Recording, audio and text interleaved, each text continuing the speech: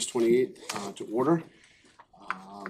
This meeting is being broadcast live on Spectrum Cable Channel 1303 and also streamed simultaneously on the Town of Bucksport's YouTube channel. A couple of housekeeping items, just because I know we have some folks that aren't always at meetings. Just as a reminder, this would be a great time to make sure your cell phones are on silent or whatever so they don't ring. If you, during public comment or whatever, if you would like to speak, it's all right, I'll get it together. If you'd like to speak, you can come up to the podium, please state your name and address. And there are microphones throughout the room that will pick up pretty much everything said, even if it's said at a whisper. I just want to say that because we are on the internet right now. That's the housekeeping I have. We'll do the roll call. Ellie. Deputy Mayor Eastman. Here. Councillor Tarian. Here. Councillor Hare. Here. Mayor Bissonnette. Yes, here. Councillor Rabs. Here. Councillor Bishop. Here. Councillor Rankin. Here. Thank you. Presentations of any town council recognitions. We don't have any this evening. Consider minutes of the previous meetings. We have minutes from our Infrastructure and Properties Committee meeting from August 14th, as well as our council meeting on the 14th of August. I will assume everyone's had a chance to review those. Questions? Council like to proceed. Motion to approve. Second. All in favor? Opposed?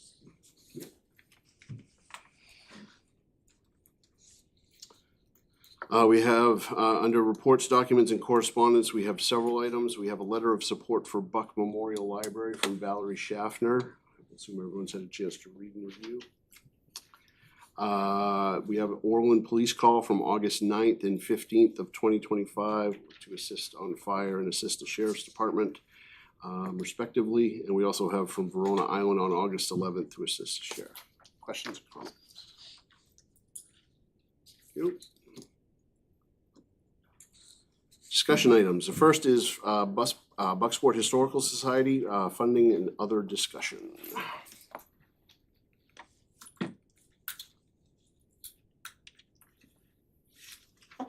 Good evening. I'm Betty LaForge from the president of the Bucksport Historical Society. First, I wanted to update you on what's been going on with us. We have had major changes to the museum. We did a complete redo, including painting and all new exhibits. And we'd like to invite council members to come take a tour. We can do that at your convenience if you wanted to make a private tour time. We have some volunteers that would be happy to accommodate you. Otherwise, we're still open until the 13th of September, so we'll be open Thursday, Friday, Saturday, and Sundays until then. We have done a display in the Rosen Building, which hopefully has been seen by maybe some of you. And we sponsored a movie at the Alamo. We've added 5 weeks to our hours that were open and 2 more hours per week. We've also increased our membership by 8, so we're just under 50 members now. We've updated our electrical from our 60 amp to 100 amp entrance, which this was part of what we had asked for. But we've gone ahead and done that, and we've also installed a commercial dehumidifier, which is working very well for us. So I don't have the authority to withdraw the money, but I'm just letting you know that this is what we've done. So whether you feel this is necessary for any of the funding we requested, that's entirely up to you. We have an opening date, a grand opening date for the Paper Mill Museum, which is Sunday, October 12th. And I believe you'll be getting invitations to that. On a request, we would like to work with the town to have some type of handicap, or not some type, but a approved handicap accessibility for the Historical Society Museum on Main Street. We have 2 steps in. We've had 3 people in electric wheelchairs that couldn't get in from the cruise ships this year. Also, on a personal note, I may be there at one point too, so I'd like to have it. So if we could work with some, I don't know what committee or the town manager or who that I would go to for that, to make a plan for, some options for that. And then we also want to know if there are any town plans to celebrate the 250th anniversary of the signing of the Declaration of Independence, which is next year. And we do have plans. We spoke to Jacob about getting permission to use the parking lot on the 4th, it will be the 4th of July. We're having a Bucksport Tea Party. It'll be in front of the museum, but we may want to have a little bit of space on the waterfront in the grassy area to hold some children's activities. We'll be serving patriotic iced tea, Liberty lemonade, molasses cookies, and oatmeal raisin cookies, free to the public. We've submitted an application to the Maine National Guard requesting a music ensemble, and we should hear about that in the spring. If not, we'll make other arrangements for music on that day. We'll also be dressing in costume, and we're hoping to have enough volunteers to do period children's games and have a photo set up so people could, stick their head in and take selfies. Or not, they wouldn't be selfies, but photos of families and that. And that's what I have. Any questions? Please? No, I'm just really impressed that you've gotten that much work done, the dehumidifier and. We've been working very hard. And I do have a question, who would we reach out to as a point of contact if we did a tour like individually, if we couldn't get together as a group? Okay, I could leave you my number. You could get in touch. I don't know if the town has contact information for Chris Johnson or Gary I could Bagley. reach Chris. Yeah. Perfect. Yep. Because Yep. we can't We all be can't. there. Well, we don't can't all expect come. you to be Yeah. there all at once. We know that. Not allowed to. We're not Yeah, you're allowed not, to, we know right. that you're not supposed to do that, so that's, yeah. We'd love to have you in, and all the rest of the public too, so, thanks. It's a lot of work. Awesome. Thank you. Question from the public?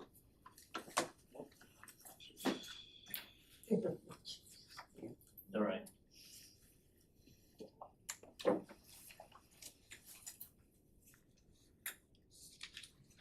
Thought I'd get over it. I got 2 books here from 1908 and 1910. Financial report, Selectmen, Town of Bucksport. Oh. Yeah, and my brother said I gotta give them back to him. And his name is Amos Orcutt. My name is William Orcutt, 1478 Bucks Mills Road.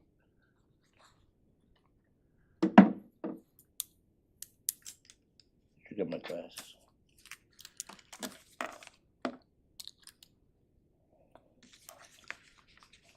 You might get it this one.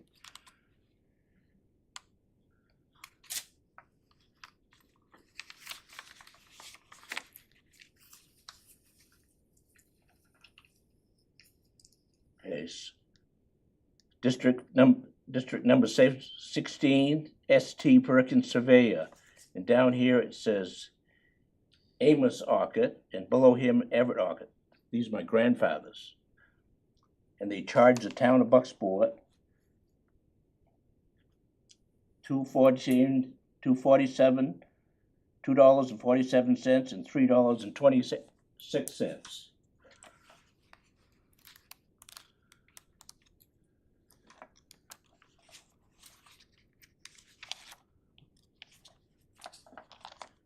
And then over on this page, Orchid SW, and his name was Silas. Okay. One more page.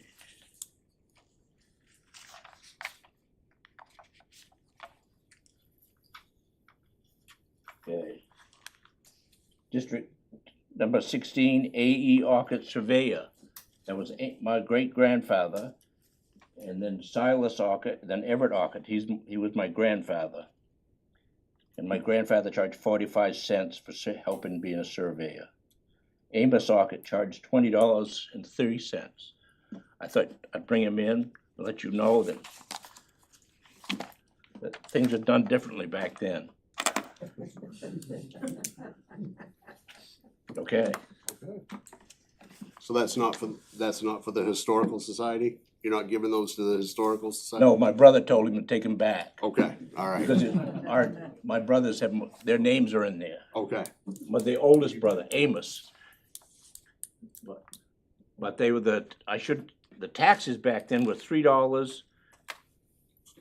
Okay. Unpaid taxes were $3. Almost everybody owed $3.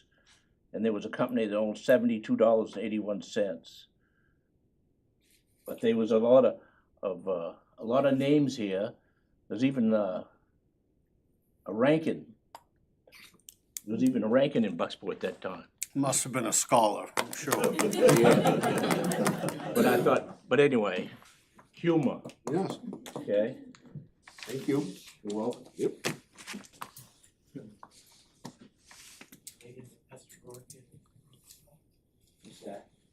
Esther Burkett from Brooksville.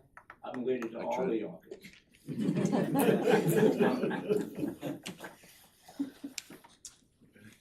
Eddie, I tried to get you some artifacts, but Right. I know. he's gonna come back to his brother, so. Maybe Yeah, eventually. yeah, Thank you. you bet. Yep. Next item on the agenda, I guess we can consider these kind of together, but we have the fiscal year 24 and the fiscal year 25 annual report. I know we talked about this last time, and if we had any ideas of who would like to. I have a recommendation. Please. I'd like to recommend George McLeod to honor sort of the small business presence in our town and the fact that he closed this year after decades of service. Sounds good to me. For 25. For 25. Yes. Yeah, I'm okay with that. Any ideas for 24? I quite honestly did not put a lot of thought into this No. past 2 weeks. Don Houghton? Don Houghton.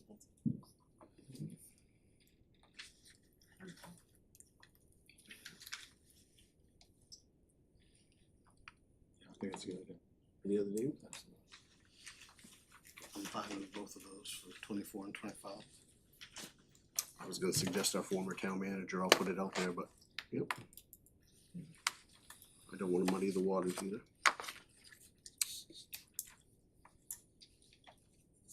That's also very valid. We also have a couple people that are longstanding town employees that we can keep in mind for next year. Yep. So, So what's the pleasure of the council on that?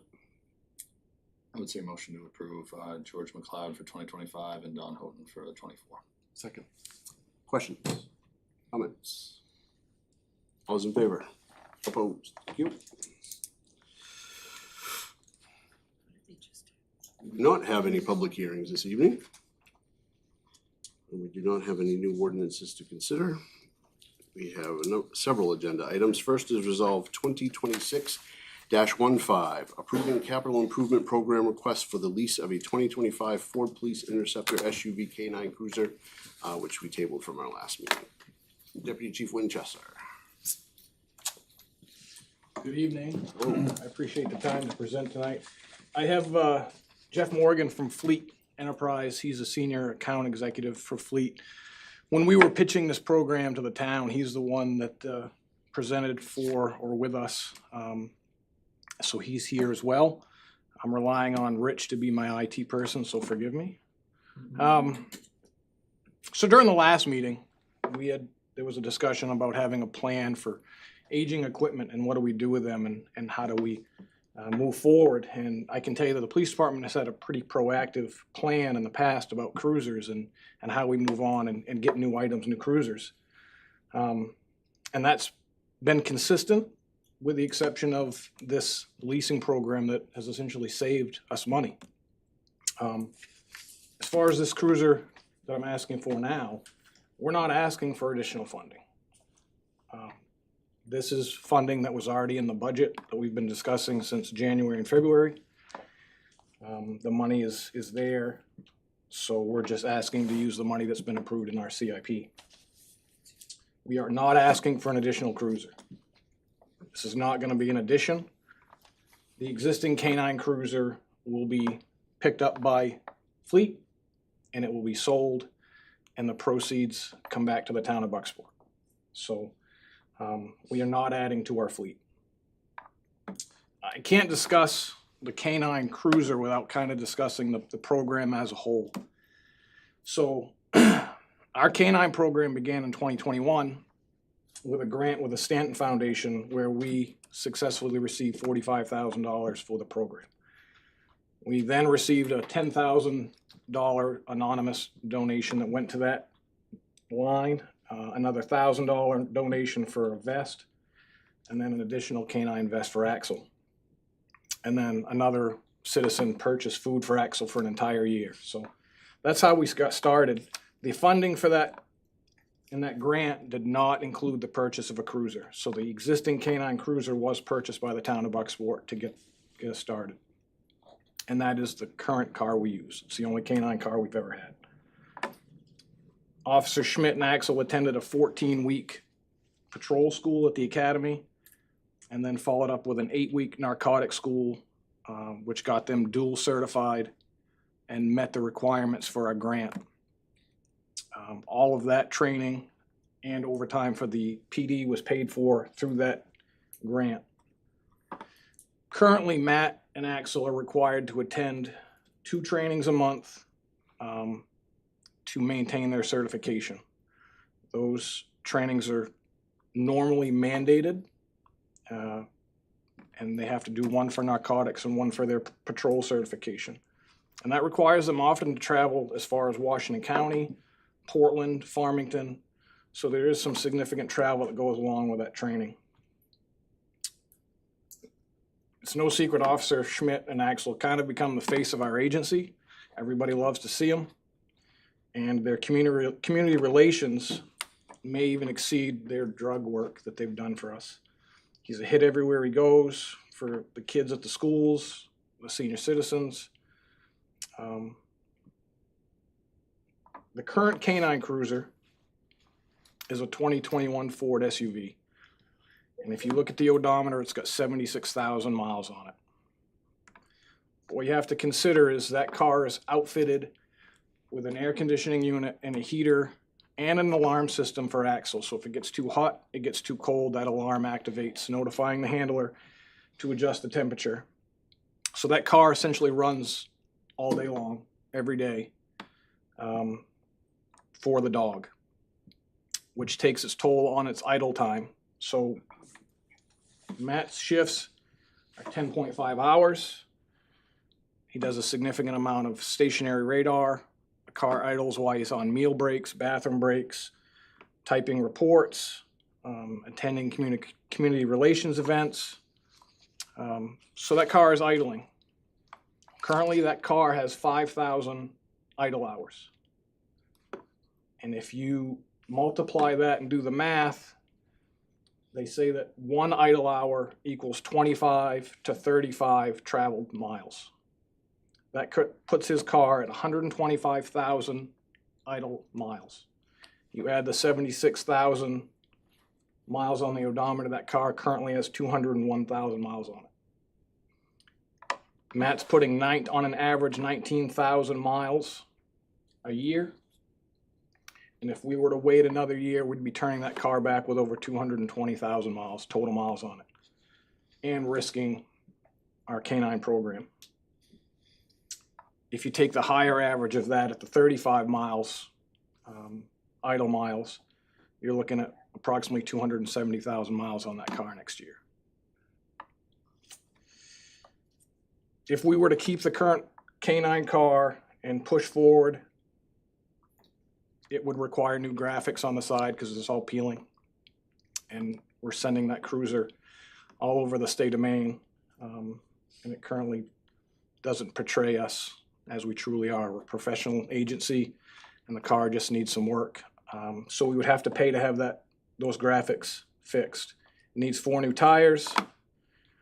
If you consider the loss of value by waiting, it's approximately $5,000 to $6,000 by the additional mileage. And if you consider the cost of a new car next year versus a new car this year, the approximate cost for just waiting is about $11,000 that it would cost. I've reached out to the Stanton Foundation that holds the grant, and they have authorized me to use grant funding that we still have remaining to purchase all of the K9 related equipment for that car. So the new cage, the new air conditioner and the new heater, the new alarm system, the new door popper, all of that I'm going to take out of the grant, which is approximately $6,000. If you add that on to the previous figure, you're looking at approximately $17,000 if I'm not allowed to use that funding next year if we wait. This does not include any potential cost for maintenance on an older cruiser or the cost of law enforcement related material that would go in that car, the cost of that next year. The cost currently, if we were to add this additional car to 5, we have 4 leases now. If we add the 5th, the total cost for the year for 5 of those is $70,000. Just clarify, David, you're adding one to the lease, not adding a car. Correct. We currently have 4 leases. If we were to add the 5th, the annual cost for that is $70,000. However, if we go back to the way we used to do things and purchase 1 car a year, it's $74,000. So we essentially have 5 brand new vehicles covered by warranty for the cost of buying 1, which we used to do. So in the past, historically, cars start to break down at the $85,000 to $100,000 range. If our K9 car goes down, it prevents Matt and Axel from going to their training. It prevents him from being certified, and it kills our K9 program. All of the work that the town has done, the PD has done, the council has done, essentially could be lost for a car that goes down for a new transmission, a new engine. I'm not gonna tell you any secrets here. We have a drug problem. It's no different than any other community. We take that very seriously. Since 2023, the town of Bucksport, not the surrounding agencies, not our mutual aid agencies or communities, the town of Bucksport, we've had 23 drug overdoses. 4 of them have been fatal. Axel is our proactive fight against the drug problem.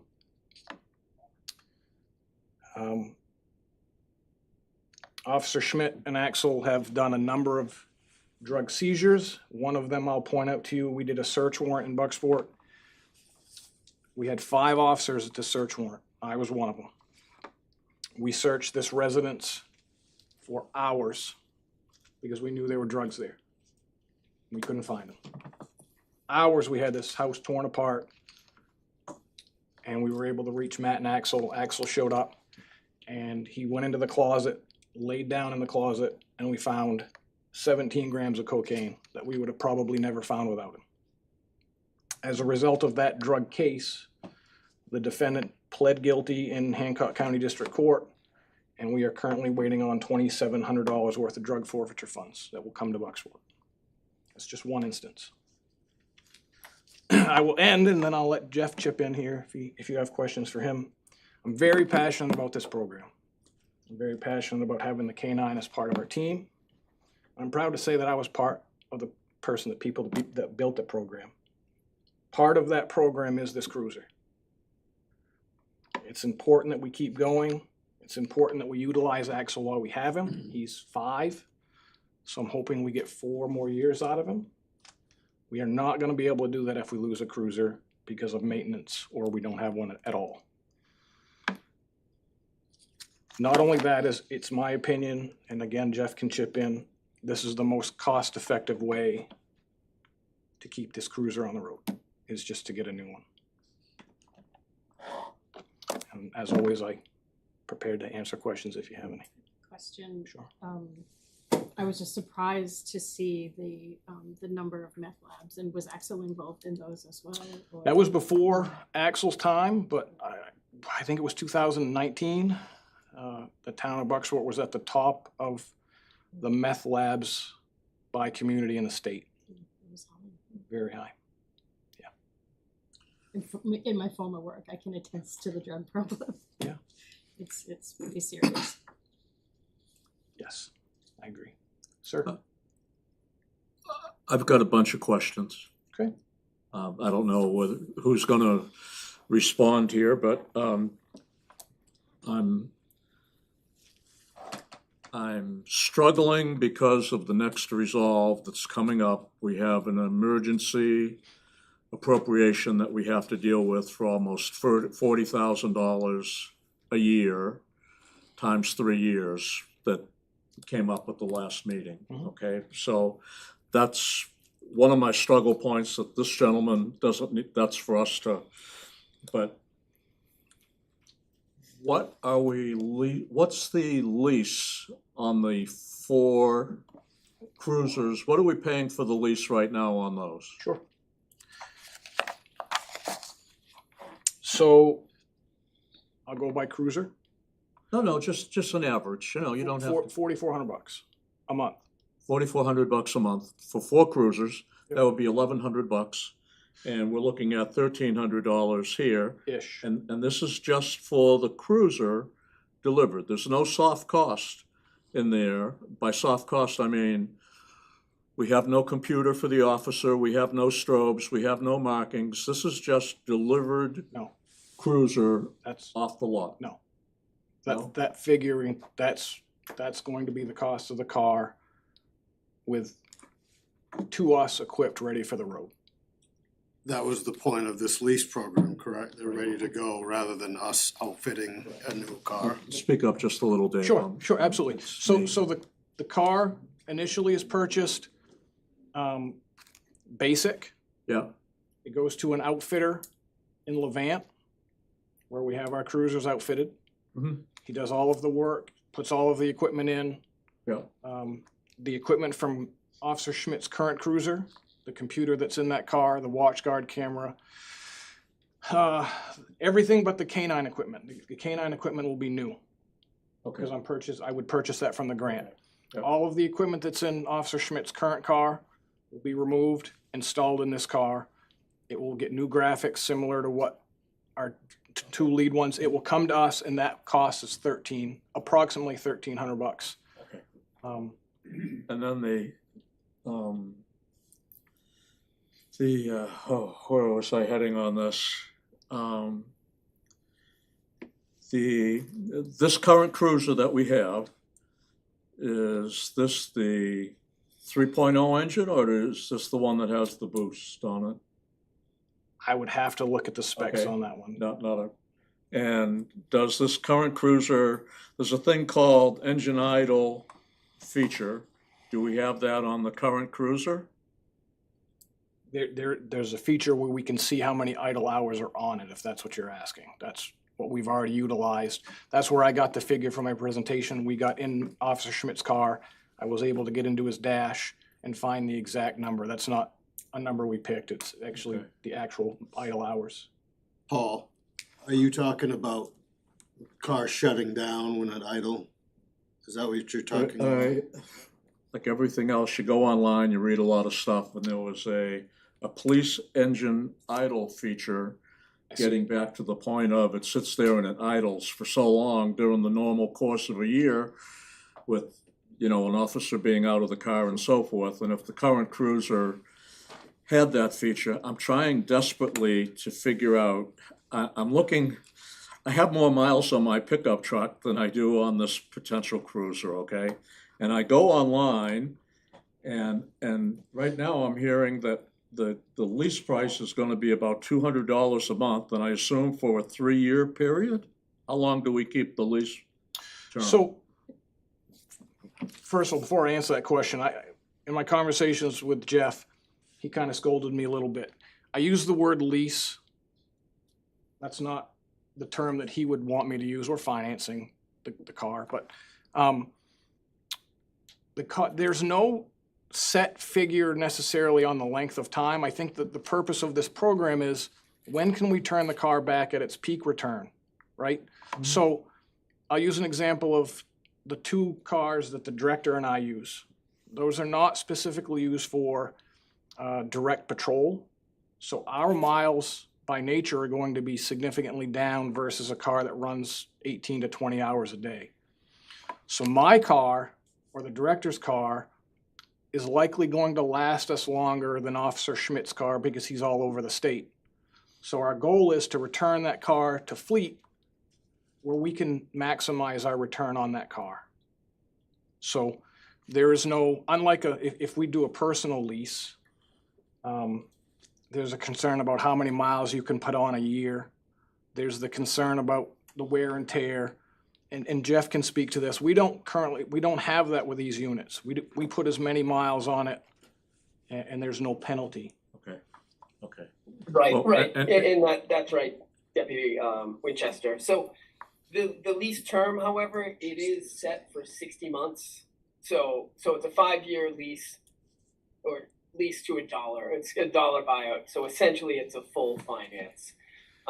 So yeah, and the idea of the program is, instead of spending the $70,000+, out of your capital budget, now we're spreading it over 5 years. So it's just more cost effective. And after the 5 years, you guys have used the most useful portion, the most reliable from a maintenance standpoint and from a downtime standpoint of the vehicle. And now we're selling the vehicle, and we're still able to get really good values for that vehicle. And all that, whatever we sell it for, it all goes back to the town. And that's where we are today. So this decision could be something that, if you don't do it, if you don't do anything, it could cost you more. And that's what Deputy Winchester was outlining with the additional graphics you're gonna have to put on this used vehicle. Loss in resale value, it's probably gonna lose about $5,000 in resale value if you push this off for another 12 months. And then if we look to replace it in 12 months, the average increase is anywhere from $2,000 to $4,000 on the invoice of these vehicles. It's what we've seen over the last 5 years. So you're dealing with a more expensive vehicle next year, 12 months down the road. And the other piece of the puzzle is the maintenance cost. It becomes such a question. It becomes very questionable. And I know if your pickup truck has 70,000 miles on it, you can probably push it for another year, maybe 2 years. But a police cruiser is just operated and driven differently. So it's just much more wear and tear, especially with the idle hours.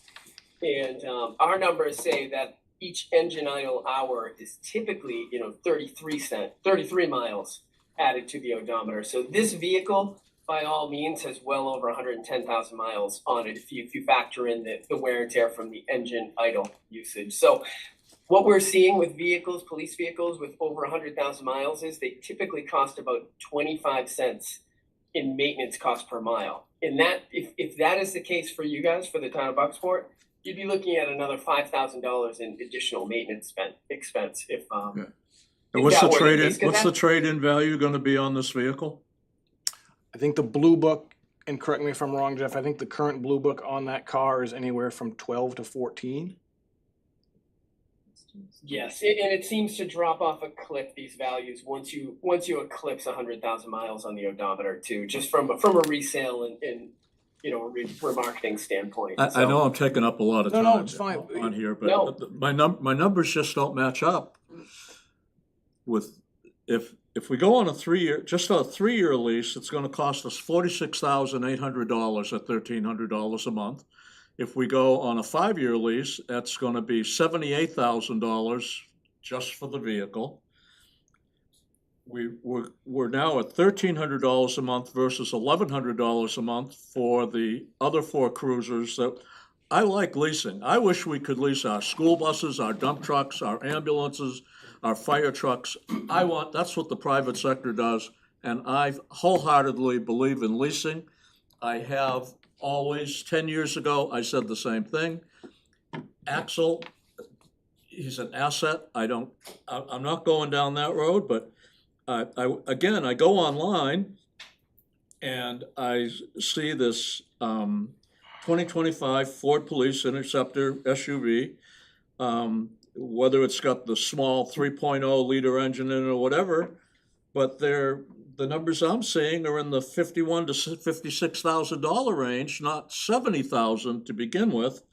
And I'm seeing a trade value that goes between $14,000 and $18,000. So I mean, stuff's just not matching up for me, Dave. Yeah, and you know what that is, sir? That's the additional equipment. So that cruiser you're seeing online doesn't have any of the light bar or the cage or the computers inside. So we're funding all of that as well, and just wrapping that into the lease. So that's what's getting us to that final number. Is that right? So the base that you're seeing, the numbers that you're seeing on that base car is what it would cost for That's the base. accurate. That's accurate. But you have to consider what it cost for the equipment to come in, the graphics, the person to build the car, the lights, all of that stuff for the car to do what it needs to do. The base itself, the number you're seeing is accurate. Sorry, Dave. Yep. I just have a question. Sure. Do we have a committed grant for $6,000 to go towards this vehicle Yes. already? Yeah, And that may that- not be available next year. There's no guarantee. I mean, I would hope that it would be, but in order for us to even consider spending that, I had to reach out to the Stanton Foundation and I got the go-ahead. But that's not set in stone. That was kind of It's like a competitive grant process. Sure, well, I mean, it's the grant that got us Axle to begin with, so we have that money. It's the money that we had from the beginning of the program. But that is a canine startup program, and we're beyond that. Under the circumstances that we're under and looking at cost savings, I asked permission and they granted it. That doesn't guarantee that they would grant it if we waited. Sure. Yeah. I would have to ask again, and I don't know what the answer would be. I would think it would be yes, but I can't guarantee it would be yes.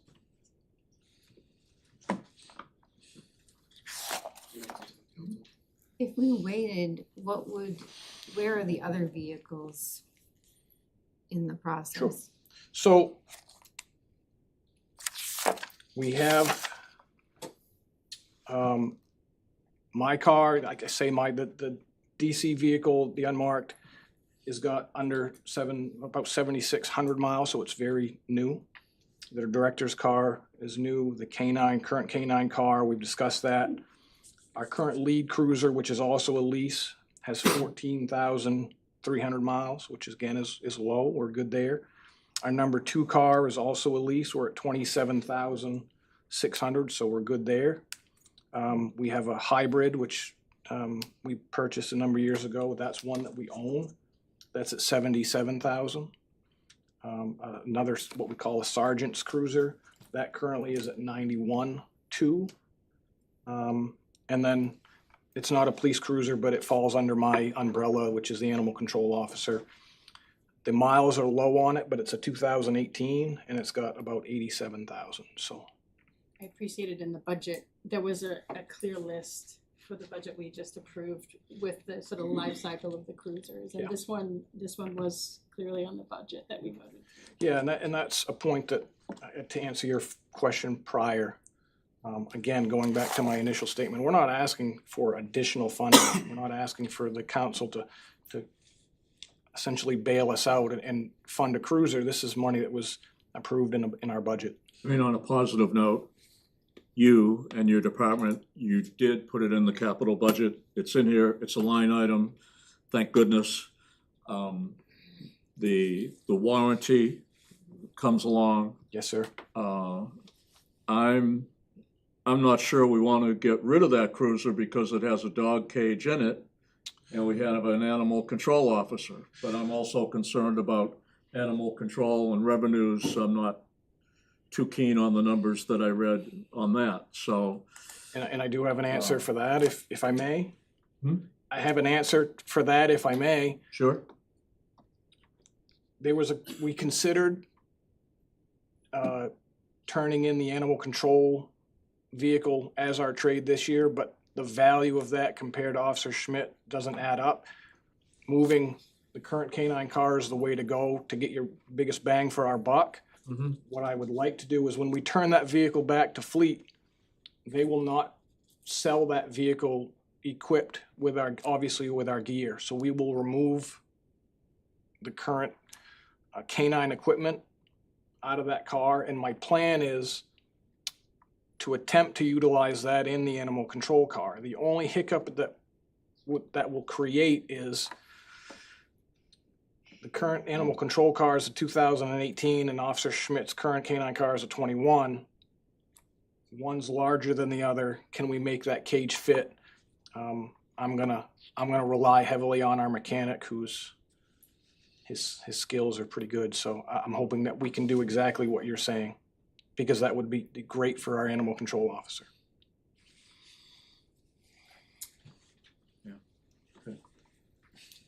If I could just add a couple things for those of you that weren't on the council last year when we started implementing this lease program. The concept of a vehicle being an asset, listed into an asset role on the municipal level, has been fallen off among communities throughout the state for the last several years. For us, our vehicles could be considered an asset and would be something we'd have to declare, but for a municipality that has piles of police cruisers or a police cruiser, it's more of a liability than anything, which is why many communities have gone into this leasing program to have everything covered under warranty.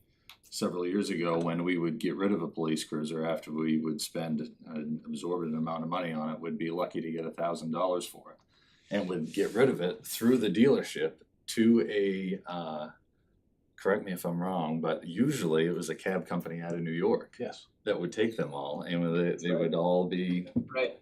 painted yellow and transformed into cabs for New York City, and they were worthless. They're not anything that is good for rural patrol or rural travel. So the idea of this leasing program, when we moved this from our capital improvement line and put it into our operating expenses, was really to just get rid of all our liabilities when it came to this in regards to warranties and having to deal with unexpected engine and transmission costs.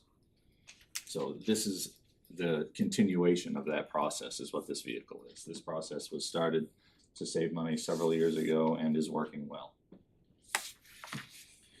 I I think, just think that the warranty is a good deal, and looking at maintenance, repair, and operations costs, but I was hoping with your automotive background, Ed, you'd give us some insight, your thoughts on what aspect, the mileage or? it. Just like to hear your input in terms of mileage and yay or nay, or where your thoughts are. If it was most other vehicles, 75,000 miles, I wouldn't be concerned whatsoever.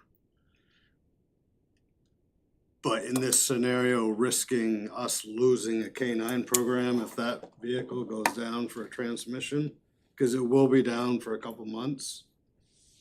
The dealership wait list is at least So a a month. loss of an engine or a transmission is could take that car out of service for a couple months. We already had that on Easily. one of our cruisers.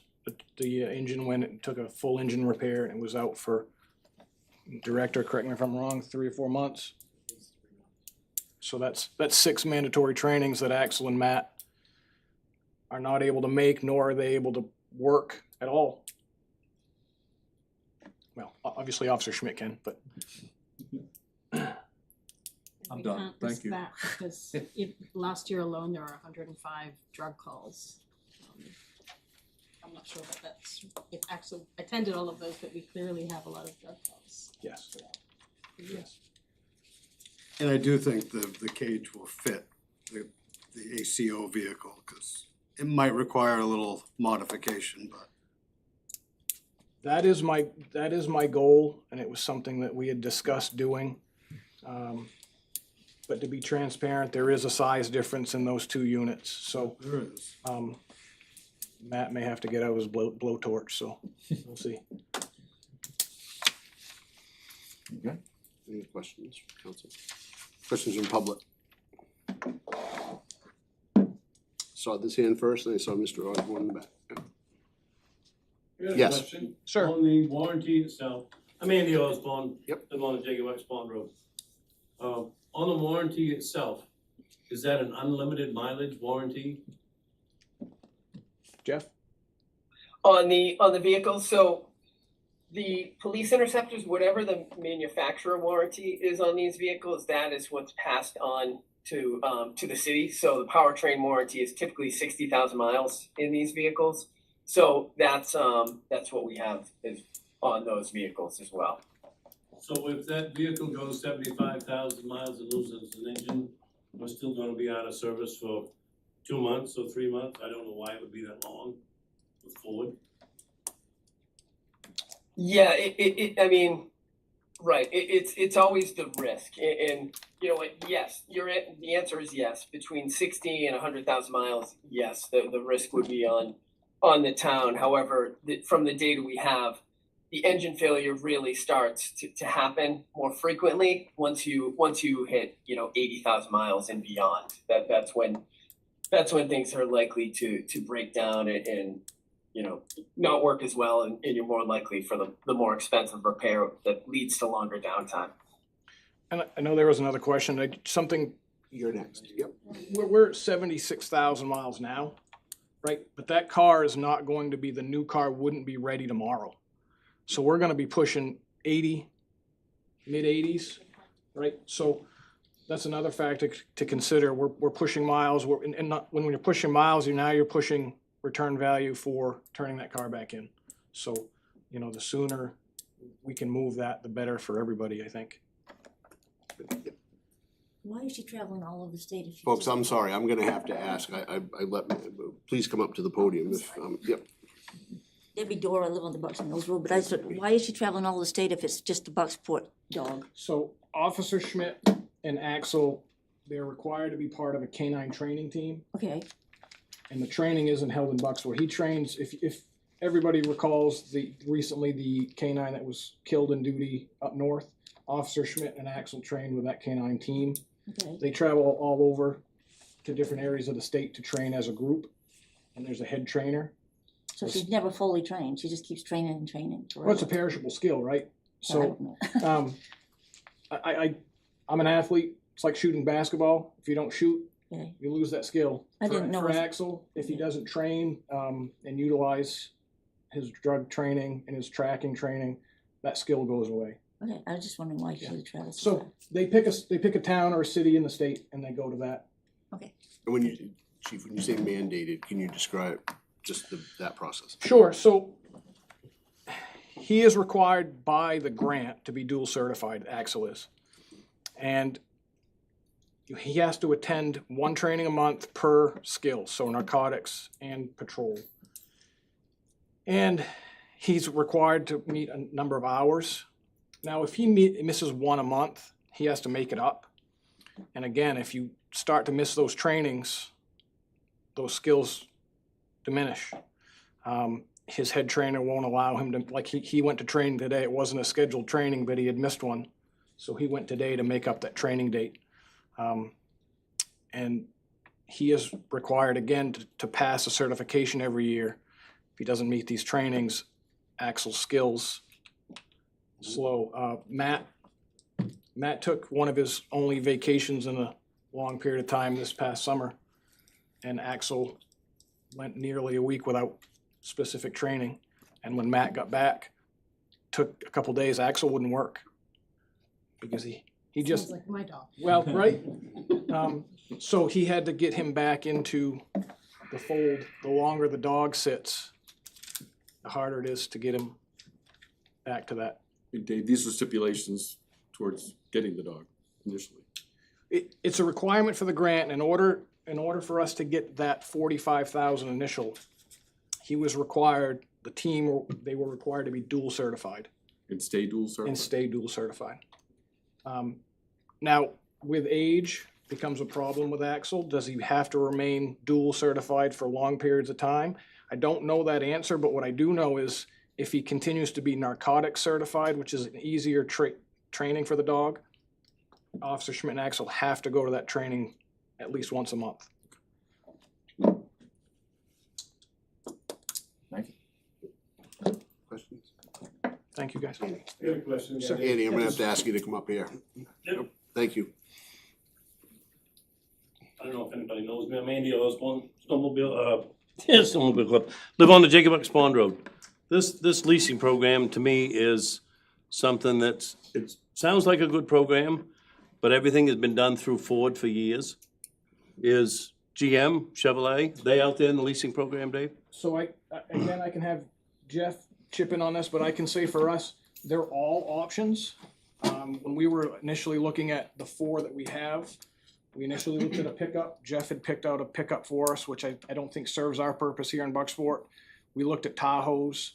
Tahoes are bigger, they're roomier, but they're not as effective for fuel. And they're much more expensive than the Ford SUV. Yeah. The return value when you send it back, the return is there, but initially the cost up front is significantly more. Right. So it would cause our payment to Okay. drastically increase. The warranty is what scares me for the town. I mean, I'm not against having another cruiser. The warranty, only 60,000 miles. Have they ever considered Dodge? We did consider. Dodge came out this year, 100,000 mile, 10-year warranty, full coverage on drivetrain. I personally have a Dodge vehicle, but a number of years ago, we had a Dodge Cruiser, and we did about 11 brake jobs in a year. It just didn't stand up. Yeah, and that could be the quality of the parts that you're getting too. Sure. I've got a Dodge, I got 362,000 miles on the drivetrain, and it's still going every day. We have, I guess the simplest way to answer your question is yes, we've looked at them all. That's good, The other thing that we wanted to consider was keeping our fleet all the same. all the same. Get the better price in from everybody. Stay all the same. What does, sorry. I was just gonna chime in. So this is a great question. Thank you for that. And this is part of our program. Every year we sit down with Deputy Chief Winchester and look at the other options that are out there. And this year we looked at the Tahoes, and as he said, they just came out to be more expensive. Chevy also has a Blazer that's a full electric vehicle, so we considered those as well. It just doesn't work right yet for the infrastructure. So we're definitely looking at all these options as well as Dodge. And I did just look up the warranty too, and I apologize, I misspoke, but the powertrain warranty on the Interceptor is 5 years, 100,000 miles. So with the new vehicles, and I can send that to you. I just looked it up. The pickup trucks, their typical is 60,000 for the powertrain, but where they build these Interceptors much more heavy duty, they beefed up that powertrain warranty. So you can feel good the engine and transmission is covered there. I want to say, I really want to say thank you, Thank you. Bucksport PD. Thank you. just Thank out you. of curiosity, what does Dodge offer other than cars for cruisers? So Dodge offers the Durango. That's their police vehicle. They also have they still make the Charger, the sedan, but that's just not an all-wheel drive option. So we do consider the Durango. They're just. I think one of the issues that drifted us away from the Durango was the interior setup. Our officers are in those cars. Our shifts are 10.5 hours. That's essentially our office on wheels. And the room in that car, it was kind of funky. The center console, it just wasn't as comfortable as the Ford. I'd like to answer some of your question, Andy, on Yes. the, talking about why we have the Fords specifically. And a piece of it is when Dodge or Chevy or anybody comes out with a new Interceptor, the equipment that goes in them, the mounts, aren't readily available. It takes a year to 2 years before the Ram mounts, the e-citation brackets, the center consoles, all those Everything are made changes. by a third-party aftermarket company. So when we've done Ford in the past, everything just transfers, and it saved us a ton of money using the same brand, same equipment, gutting one car, putting it in the next. So that's been a big part of it. Okay, thank you very much. Thank you. Thanks, Andy. Thank you. Anyone else? All right. If you have a motion. There's no motion yet, no? I'll make a motion to approve resolve 2026-15. I'll second it. Motion and a second. Any other questions? I love when all my questions are answered by everyone else. I love it. Then you don't have to listen to me. Anything? All those in favor? Opposed? You? Thank you. Deputy Chair. Thank you, guys. Thank you, sir. Thank you, Mr. thank you Moore, all. yep. Thank you. Thank you guys, have a great night. You too. Have a good night, Jeff. Next is Resolve 2026-30, awarding financing for the replacement of a transfer station trailer authorized by Resolve 2026-11. The council like to proceed. Well, and to clarify to anyone that's in question, this is the same trailer we talked about last Yes. time, not another one. I mean, I think it's obvious to go with the lowest interest It's, rate. yeah, it's the cheapest way we could do this. Is this trailer that's being built, is this unique or special to us, or can this, say we down the road decide to take a different path on rubbish removal? Is this thing capable of being sold to someone else, or is it built site-specific for Bucksport? To my knowledge, the end of it is specific to our compactor. Okay. Did you want to say anything? I don't want to cut you off. No, I was just saying, as you've already said, this was discussed at your last meeting, and there were five responses from different financial institutions. And the resolve is written to award it to Androscoggin. Just Please. I didn't, and maybe this isn't relevant to this type of loan, but is this a fixed rate or? It is. It is, okay. We do not have a motion. Motion approved. Second. Questions? Comments? Yes, sir. Travis Hamel, 1480 Bucks Mills Road. Has it been considered to do curbside pickup rather than continue to invest in the transfer station? I think we've looked into that several times and the cost was astronomical. Okay. Do you, what are the operating costs of the transfer station, do we know? Right now, the transfer station budget is 300,000. Okay. And there's another roughly $50,000 in employee benefits for the two employees that are over there, so about 350,000. Okay. I would say that I have had discussions with Casella recently, who is a curbside pickup firm, and using round numbers, a contract with them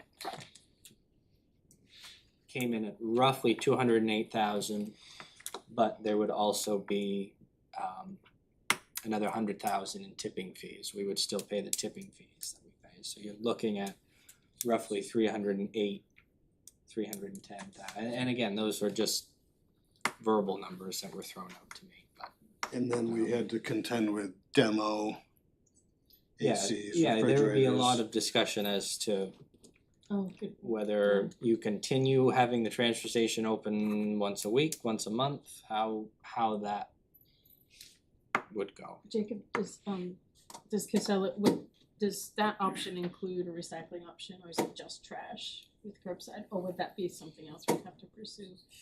I don't know the answer to that. Leave with That's reselling. what I was, I think it It does does. include recycling It with does, reselling. in that Yeah. 300 amount, maybe? Yeah. But that was not considered during the budget process. It's something that I think as we move forward, we're gonna have, town manager and I were just talking about this an hour and a half ago. It's probably something we're gonna have to continue to consider looking at as we move forward. There are benefits to having a transfer station, and one of the, whatever you wanna call it, of having a transfer station is you have to keep it up. And so we do have to continue to look at which is the more cost-effective option. Yep. And one thing curbside wouldn't address is the refrigerators, the demo, and those types of things, Yeah. so we'd have to explore that as well. No, I understood. I mean, with us just recently losing the recycling, it's now becoming, so it's, I mean, it's only 20 minutes down and back for me, but was every 3 to 4 weeks for me. Now it's every other week, and it's just something else adding on to the obligations they have, or instead of just hauling trash going to the end of my driveway, so. We're hoping that, the plan is for that to be finite, the amount of time that there's no recycling. I also read the newspaper, so. Yep. I'll leave it at Okay. that. Yep. Thank you. You bet. Thank you. Couple more. Oh, I apologize, yes. Yeah. Just a quick thought.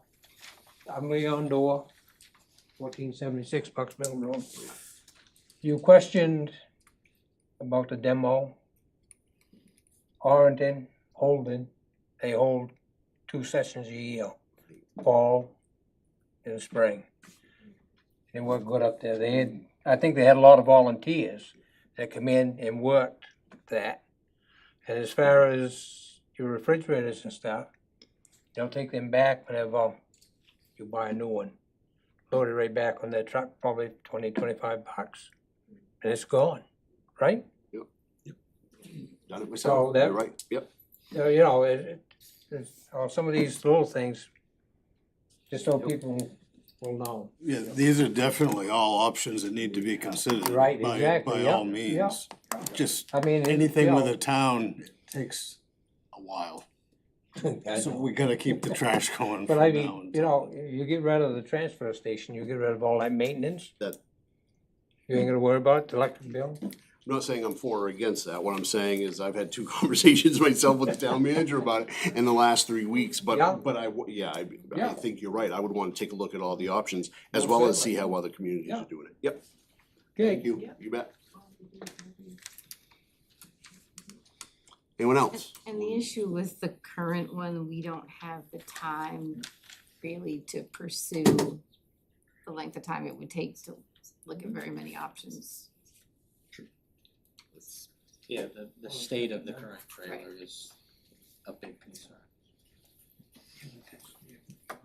Did I see another hand? Yeah, Yep. I didn't get tired of me, but No. Debbie Dorr, Fox Mills Road. I looked up Warrington, of course, and they have curbside, because we lived there and all about it, but you're saying 354,000 for the dump, that's what's costing us right now, plus you gotta add on that new trail of 131,000, so you're talking $485,000. Up there, they pay $147,000 a year for the trash removal, because it's curbside. Why wouldn't we do that? I know it's a smaller town and it's gonna cost us more than the 147, probably Yeah. even 100,000 more. It's better than 485,000, isn't it? It's certainly on the table. Yep, it is. I would not rule anything out Okay, for being. I just wanted to let you know that I've been looking Yep. into this stuff. and- That's not me saying, I mean that. Yeah. There is nothing we should rule out from being explored. Okay. I've also read the newspaper this week about the state of the new trash Transfer facility. station, Yeah, yeah. I know Yeah, I that, know. yep, so, yep, we need Okay. to be open to exploring all of our options on this, yep, Okay. you bet. Anyone else? Anyone from the council? I just appreciate you doing the research. Yeah. Thank you. We have a motion and a second. Anything else? All those in favor? Opposed? Abstained? All right.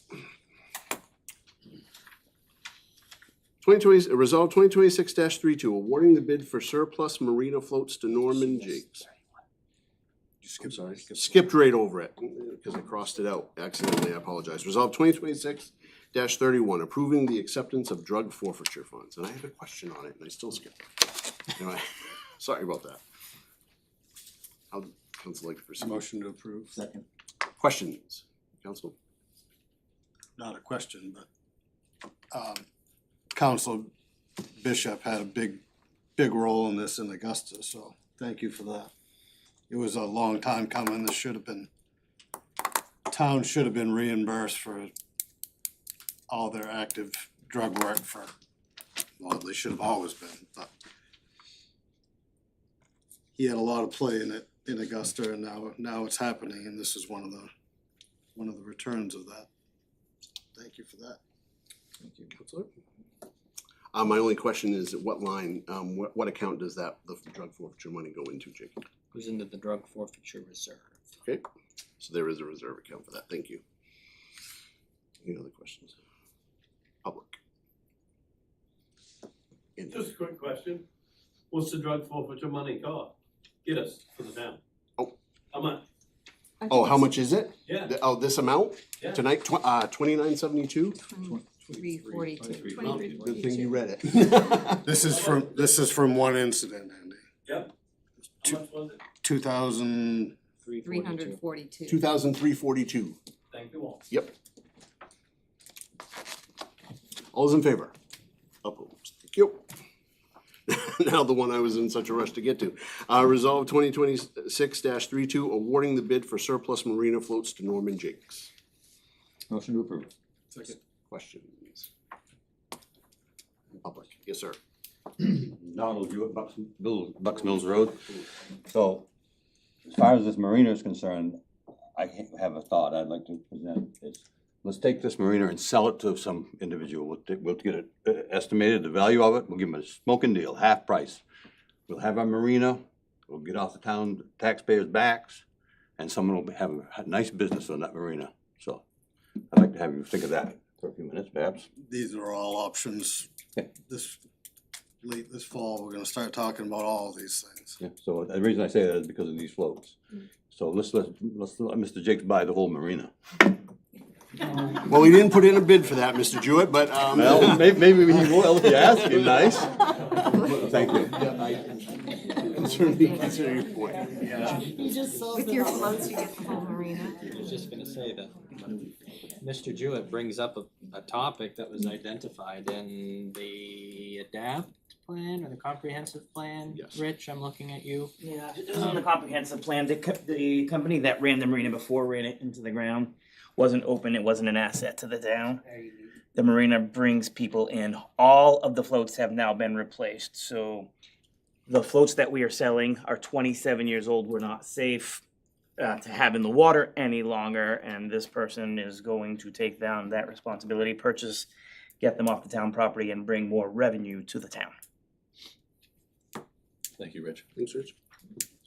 Anyone else? How much revenue? Altogether, Not much. 2,200 Oh, that's all. something. Did one Yeah. bid.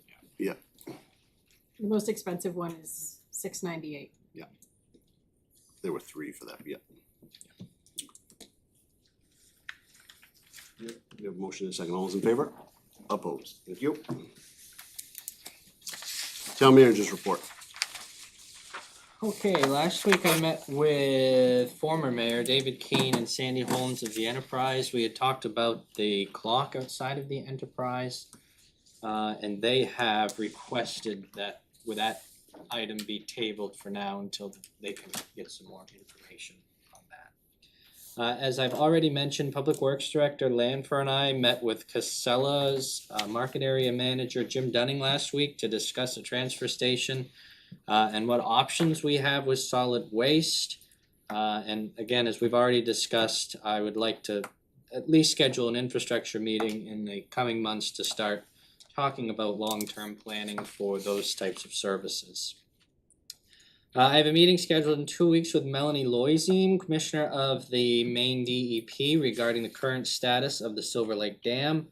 Town continues discussions with both Maine Water and Bucksport Generation to explore what a sustainable long-term partnership might look like. And finally, I received a call from David Bryant, who's the project manager for AIM Recycling and also a representative of Bucksport Mill, who is requesting an opportunity to appear before the town council regarding a proposal for the landfill. The company is in discussions with representatives of the Penobscot Estuary Mercury Remediation Trust and is seeking to place mercury-contaminated dredge material from the Penobscot River into the landfill. They would like to present this proposal directly to the council. I was originally under the impression that such material would not be permitted in any landfill in the state. However, after talking with DEP this afternoon, I learned that the determining factor is less about the type of material and more about its concentration. This landfill, as you all know, is permitted for a specific category of waste from the former mill, and any material outside of those categories would require departmental approval. And so in theory, it is possible that mercury contaminated material could be placed in the landfill, but such a proposal would require both DEP authorization and a municipal partner. And I am very well aware of the response that this will understandably generate from the community and from the council. And the council has been consistent in wanting to see this landfill permanently closed. But it is not my role to act as a gatekeeper. If an entity requests to present a matter to the council, my responsibility is to at least bring it to you for your consideration. And so, my question that I leave you with is, do you want me to schedule this as a presentation at your next meeting, or do you want me to say, no, thank you? Mr. Jacob, a municipal partner, does that mean any municipal partner? Correct. But I have, as your former town manager has said, and I would agree, that I have a very hard time believing that there is another municipality out there that wants to go to war with Bucksport. Not saying it is impossible. We mean that in the figurative sense. Yeah. That will be I quoted think. front page tomorrow. But, No, but you know I'm what just I'm teasing, saying. Jacob. No, you're absolutely right. Yep, that's the phrase that's been bandied about. It would be in effect. Yep. If I may. Please. I'm clearly adamantly not even wanting to hear from them. And for reasons, they've been ordered to close. They couldn't meet an ordinance the first time. They've not met any of the conditional contractual obligations that they've promised us. And we owe it to people not to bring hazardous waste to our town. So I don't even want to hear from them. Well, we've already set a date for closure. Yeah. It's already mapped out with DEP. I don't like the idea that we're gonna keep moving the goalposts. I've had about enough of that. Yeah. I would agree. I mean, why crack the door back open? If you don't want it. Go ahead, Paul. Oh, no, go ahead. My only concern is there's been several issues. I've been here 6 years that we didn't want to hear, but we still allowed them to speak. It might be a waste of our time, but we've allowed everybody to speak. So, Councilor Rankin? I'm gonna let Councilor Rabs go No, then. go Yep. ahead. No. Oh, Nope. okay. Well, there's an old expression, you know, you keep your friends close and your enemies even closer. And I understand where it's coming from, but you know, the citizens of Bucksport not too long ago crafted this document and presented here to the council. And that woman out there and others are present tonight. And they noted right up front in one of their opening paragraphs about the way they tried to manipulate with very large volumes of documents delivered at the very last minute, never got responses out of them. And in a writing that Ed, I'm gonna steal his words, the other day when he offered an opinion, I waste of time, illegal, unethical. Those are some of the things that come to mind, and the games they have played up to this point in being unresponsive. I'm not interested in listening to them. And I think that's kind of where I was headed. I wanted to check with Councilor Rankin because I haven't been on the council for 6 years, but this feels like the first organization that's wanted to come in front of us that has hurt our town so much. And I think that's the difference. by far, Yeah. what they've done is by far more extensive than anybody I else. wasn't sure. I just wanted to clarify. I just wanna throw it out there that we've never refused anybody the opportunity to speak. We already might have our minds made up. Cause, you know, they don't have a great track record with us. We know this. And I assume Sue Lassard is still Maine DEP Board of Directors chairperson? I believe she is still on there, yes. Yeah, I know she's still engaged with us on this and the, Her term and the may dam, may so. expire at the end of but this year, but What's your time frame? As long for as your we meeting? continue to copy her. Your DEP meeting, what's your time frame? 2 weeks from basically today. Okay. So we could gain a lot of information from that meeting. I'll make sure the public has time to speak, I promise. Yep. I commend Councilor Rankin because he does have a valid point. We've talked, and I commend Councilor Hare because her point's valid too. And there are a lot of people that are in a meeting tonight that haven't been at meetings where we've discussed this in the past, and this is one of those issues that tends to set me off, so I'm gonna try to behave myself. But it just seems like AIM is just hell-bent on making sure this town doesn't either have water to drink, or that if the water is there to drink, that it's got crap in it. That's, how's that for behaving myself? But Councilor Rankin is right, you know, if we do have to consider whether we want to have a discussion with Dave Bryant, but I will say this, if we do go down that road, we're gonna have a discussion with Dave Bryant. And Dave Bryant is gonna be subject to questions from the citizens of the town of Bucksport, not just this council. But he is gonna get a number of questions from this council. And they are not just gonna be about that landfill, they are gonna be about the dams and other things. That said, I am hearing the majority of the council, and while I do commend Councilor Rankin for that point, I am having a hard time seeing the value in having the conversation at all, and we'll go with what the majority of the council likes to. Yes, please. Respectfully, I think we can have a word with Dave Bryant without him coming before council with another proposal. Mm-hmm. There is that too. But this just seems to be, this council has been told time and time again that there is a plan to close that landfill before the end of 2026. Mhm. And now we've been told that, oh, we have this great idea. And I think the other thing that we should have a conversation about, because council, is that they might throw money at us. We've got to decide. Thank you. Nothing more. Thank you. I'd like to open it up to the public. Mr. White. Don.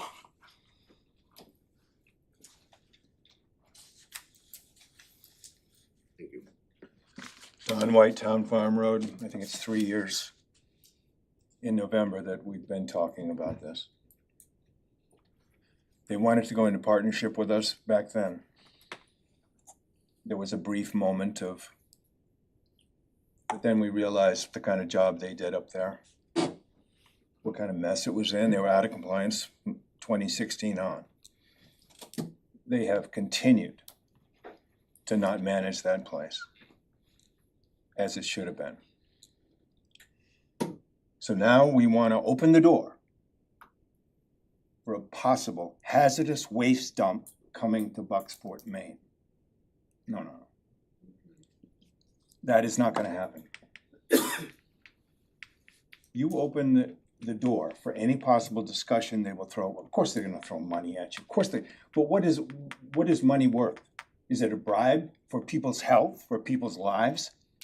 Mercury is a hazardous waste in any form, and they're gonna do a dance just like they are now, saying we've done a great job. They have not done a great job. It's a crazy idea. This is one of the craziest things I've ever heard. That they want to open a hazardous. Remember, once you open a door for hazardous waste, you open the door for any kind of other proposal, for any kind of hazardous waste has to go someplace. Right now, it goes to a vault in Canada. Let it stay there. Let them take their own stuff. If they want to make some money out of the Penobscot River, let them do it. Let them send it to King.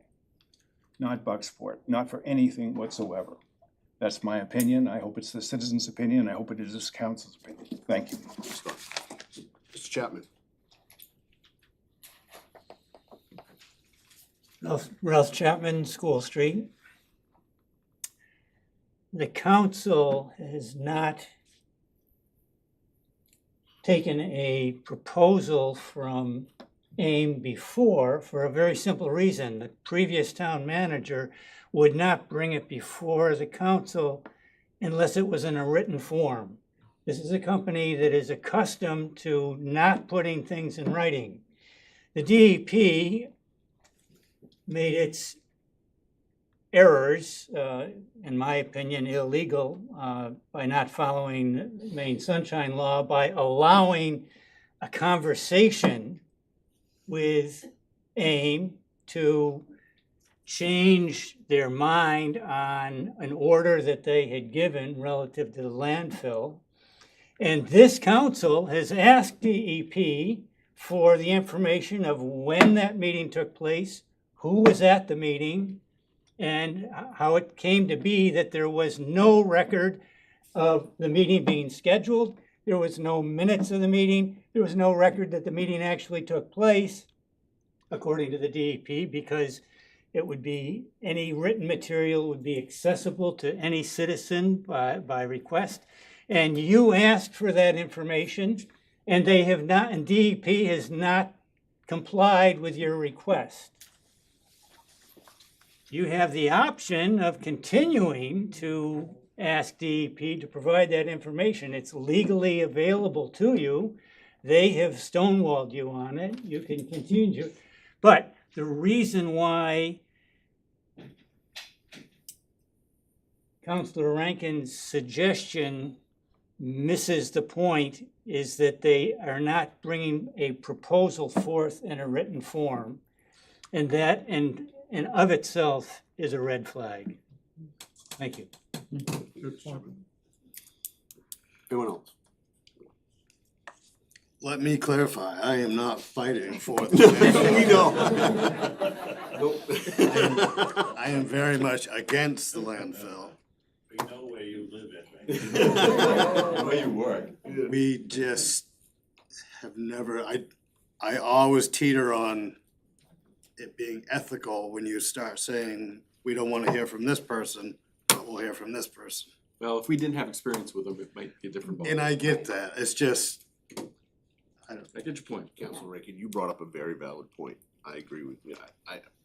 Well, we'll It's stand a by. point of discussion that I think is. but I'm not worth- gonna argue, I'm done arguing. Because it's not that, That's right. And to Ralph's point, if they wanna send something in writing, they can send that. Yeah. They, of course they can, yeah. And the only precedent we're really setting, this was an egregious harm to the town that they've ignored, and I think Yep. yeah, that's the I- I- difference, I and agree. I respect. I agree your- 100%, that's why I'm Yeah. done, I'm not fighting. And I agree with you as well. I do not like the idea of not listening, letting someone bring anything before us, but this is, it's because of the circumstances. Ms. Bishop.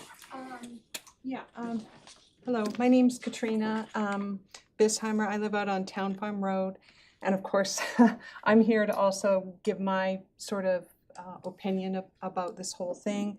In preparation for today, what I did was I went to the Penobscot Estuary remediation plan, which I'm assuming AIM is part of. I'm not quite sure why, because it doesn't seem like it would be congruent with their business plan, unless there was a way to make money. But having said that, in that whole, so this comes in the context of mercury that was dumped into the Penobscot between 1967 and the 2000, until that plant closed in Orrington. There is still lots and lots of mercury in the little estuaries that go off the Penobscot. It does not break down. It is forever. And it is no small amount, 30 tons. And so if we think that there's a little bit of mercury going, they plan to put a little bit of soil with mercury, it isn't going to be a little bit. And I was part of the people that wrote the response to their plan to close the landfill. It was a minimalist plan. It continues to dump the leachate into the Penobscot. Mercury would just wind up in the same place it's coming from, except it would come through, make It would take a Bucksport detour through toxic, Bucksport. and then it would go back into the Penobscot. Yeah. Does not make sense on any level in my brain. It is a circular thing. That's not how you get rid of toxic mercury soil. It just isn't. It's just putting it in a circle. So, and I just wanted to stress, it is so toxic to everything, to animals, to fish. Our lobsters in this report, it said they are 4 to 9 times higher in, when they're sampled in the Penobscot. That is still today, you know, like, so it doesn't go away. I work as a mental health nurse. When people start acting crazy, for a better word, and we test them for heavy metals. We look for mercury. We look for things that can explain this. It is not healthy for animals. It is not healthy for the environment. And please, I feel so strongly that this should not even be considered. It is not worth any amount of money unless you want your city to be, or town to be, a toxic dump site. And I know that if people want to live here, that might be one thing they consider. Anyhow, that's my plea. Thank you. Thank you. Say no to any toxic waste, period. Well put. Anyone else? What's the pleasure of the council? Hans might. I'm sorry, Hans, please. No, I don't have a whole lot to add. Katrina just really summarized what I wanted to say. One thing I wanted to say, Eddie, for you, I know you don't want to pursue that course, but I think it would be an honor for them to be the first people we rejected. It would be a historical moment. I think we should really have a plaque in honor of that. So, you see a headline in the newspapers. The other thing, I just want to reinforce what Katrina said. I mean, that was so obvious to me when I saw the letter this morning, that we have fought, I mean, I don't know how many, 80, 100 years ago, industrial America came in, built a factory, it changed our lives, gave us this wonderful town in many aspects, left this toxic footprint in the town. It was part of the whole industrial complex that also was in Orrington that poisoned the river with the mercury and everything. We have fought this leachate from this toxic waste dump, the old bark dump, I guess they called it, for the last 3 years. We've been fighting it, and we've more and more tests show it leaching into the river. So as Katrina said, we're going to take this poisonous mercury out of the river, put it in this pit that's going to leach it back into the river, and hopefully, we will, by the end of 2026, get the whole thing shut down. So it's signed and sealed and closed up, so our children and our grandchildren don't have to deal with the mercury poisoning, whatever it is, from the toxic waste dump. So that's my spiel for tonight. Thank you guys for listening. Mr. Osborne. Paul, just a quick question. If this landfill shuts down completely in 26, who will actually own it? Does Ames still own it?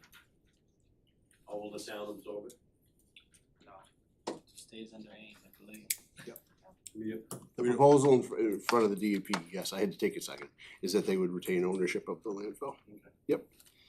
And there would be a plan in place. I'm really gonna try to behave myself.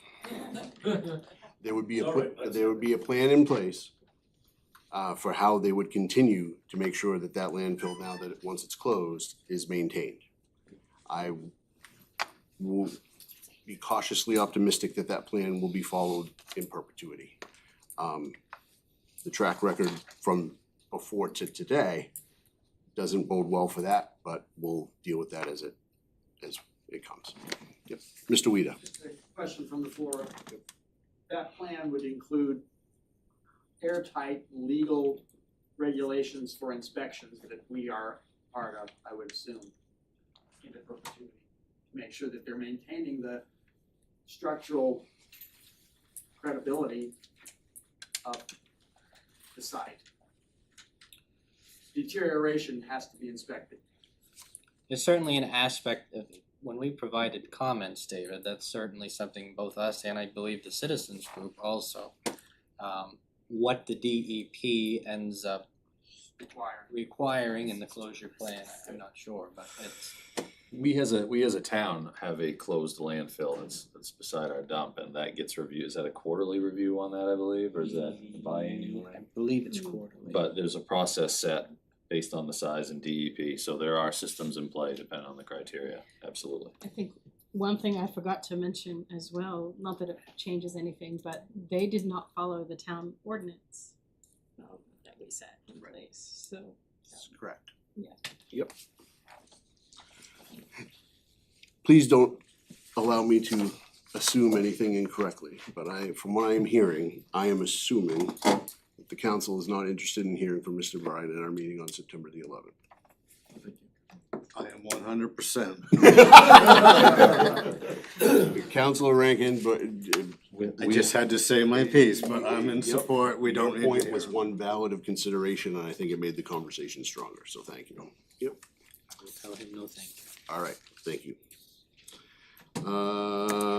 Next item is discussion of items not on the agenda for council and public.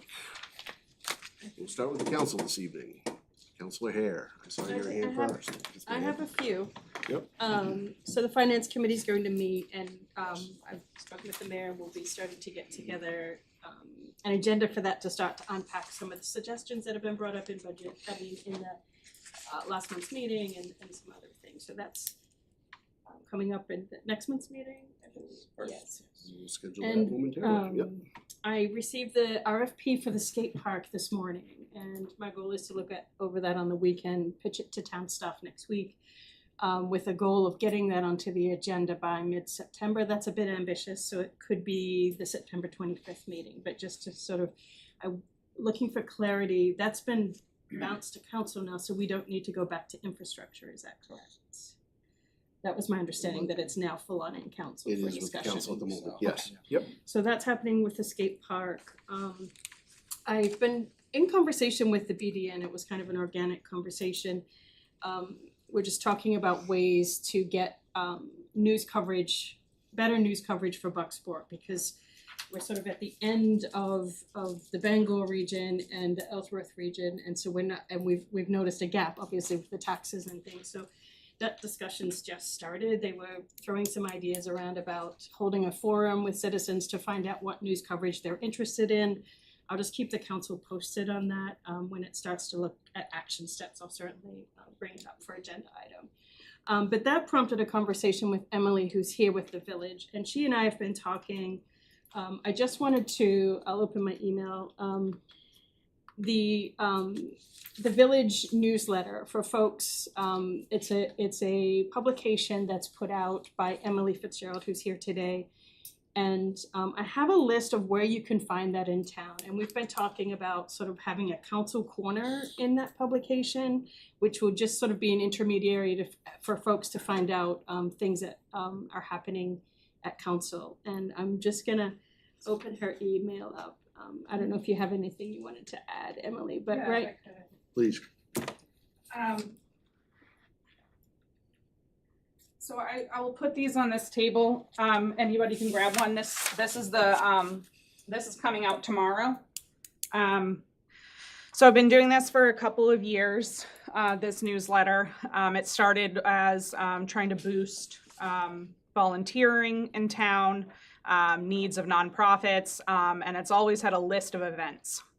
And with the closure of the enterprise, I've been trying to add more into it, and I'm planning to add more news in it as well. And as Tracy said, a council corner. I really like her term there. With a brief of what's been going on, and in the future you'll be able to find updates like the taxes are going up and why this is, and we're working on adding a lot more. But if you want to see it, the newest copy is over there, and Tracy has the list of, there's 16 locations around town. You can also email the email on it and get it in your email every 2 weeks. And it's also all over Facebook. That's about 1,000 people it reaches there. When did you say you printed it? Every 2 weeks. Yeah. It's free. So for folks online too, it's at Home Co-op Food Pantry, it's at the town office, it's at Tradewinds, the senior center, the health center, the library, Book Stacks, Community Pharmacy, Tozer's, Community Concerns Pantry, Gold Star Laundry, House of Pizza, Warren's, My Buddy's Place, Hannaford, and Bucksport Trading Post. And thanks for doing that. Yep. Oh, yes. This is so that we know what's going on with the town, right? Well, the publication's about all things, like businesses advertise and I things just like wonder, that. I've gone through a lot of small towns and they have a big thing out in front of the town offices saying, this is what's happening, this is the town council meeting, this is what's on the agenda, this is what's happening in town. And I was wondering, why couldn't this town, I mean, I can't imagine it costs that much for a sign like that. Digital billboard. Yeah, to say what's going on in this Also- town. People can drive through and see. That They is also can't say, we something. don't know what's going on. Yep. There it is right there. I'm in favor of it as well. And we've also talked about the text mic. Yep. We also, You know, yep. where you can sign up and things, Jacob would put things out as well. That's what's on To the look at town the site, difference. the Yeah. thing on there on the town. Text message, you'd get text messages. Yeah, I saw that. It's advertised. So we're getting there, getting more ways to replace the enterprise. Oh, one more thing that I forgot to bring up. Please. The candidates forum, without Don White and without Dr. York, there's nobody spearheading that. Don Hogan. Don- Don White is still here. Did I say Don White? Maybe Dawn wants to. Yeah. Without, sorry about that. Without Don Houghton and without Dr. York, there's a gap. And so I reached out to Emily today, who's sort of willing to explore taking that on. So I just wanted to sort of put a bug in people's ear, because that's gonna be a big hole this year without the paper. If citizens wanna do a forum for the candidates for the upcoming election. And that's it. for Thank real. you. Councilor Rabs. The, earlier tonight, I mentioned to you that I'm very,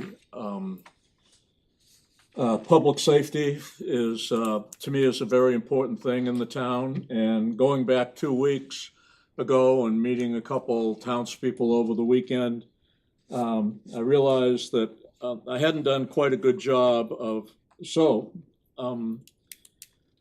I really appreciate the work that I've only been on here a few months, but those before me have done quite a job to rebuild public safety in terms of the number of people that support us on the police and the fire side. And so I wrote an email off to Sean Gagan, Dave Winchester, and Chief Denning. Mike Denning, Public Safety, Police and Fire. And basically I said I was asking for data points to help the community better understand the changes in current state of the public safety services. Comes especially after some of the public comments shared at the last town council meeting, where several residents expressed concerns and questions about staffing and so forth. So I'm not going to read you the whole email, but I went on to say we should continue, my opinion, to reinvest in public safety. And in considering a few points myself, couple important factors to me are the senior population, and I'm one of that age group. We make up about 24.7% in the town of Bucksport. And if you want to play the game of now they call it when you become 60 years old, you're golden. Well, if you go back then, the number increases up to 30%. And if you look at the neighboring towns of Verona and Orland that we serve with our departments, that number is Verona 28.7 and Orland is 27.8%. We're all in this together. So, but because of that age group, we're going to inherently increase the demand on the services of these people. And maintaining robust public safety, it's crucial, I believe, to bringing in new businesses, new people into town. It affects our homeowners insurance. And it's also, we cannot afford to lose any of the people that we have, because if we do, then your fire, your police, your EMS response times, they're all going to be impacted by this. And from a financial point of view, I'll take the case of fire because I lived through it. At one point, we only had 4 people on career. They were working 56-hour mandatory weeks, plus callbacks. I mean, we were burning these folks out, okay?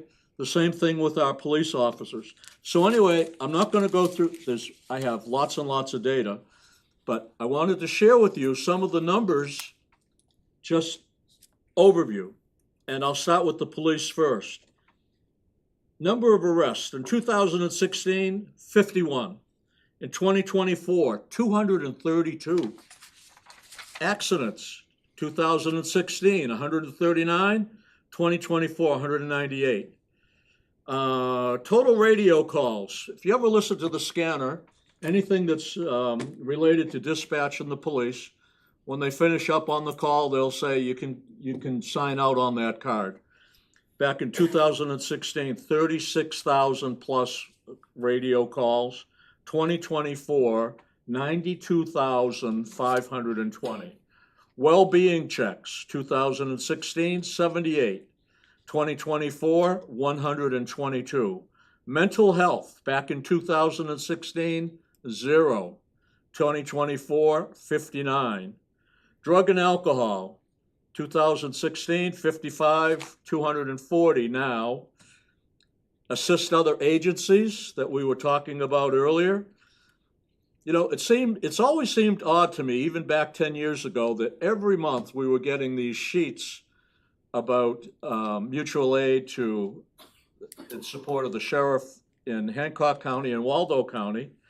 And lo and behold, part of the information is that Town of Bucksport is in Hancock County, but borders Waldo and Penobscot County.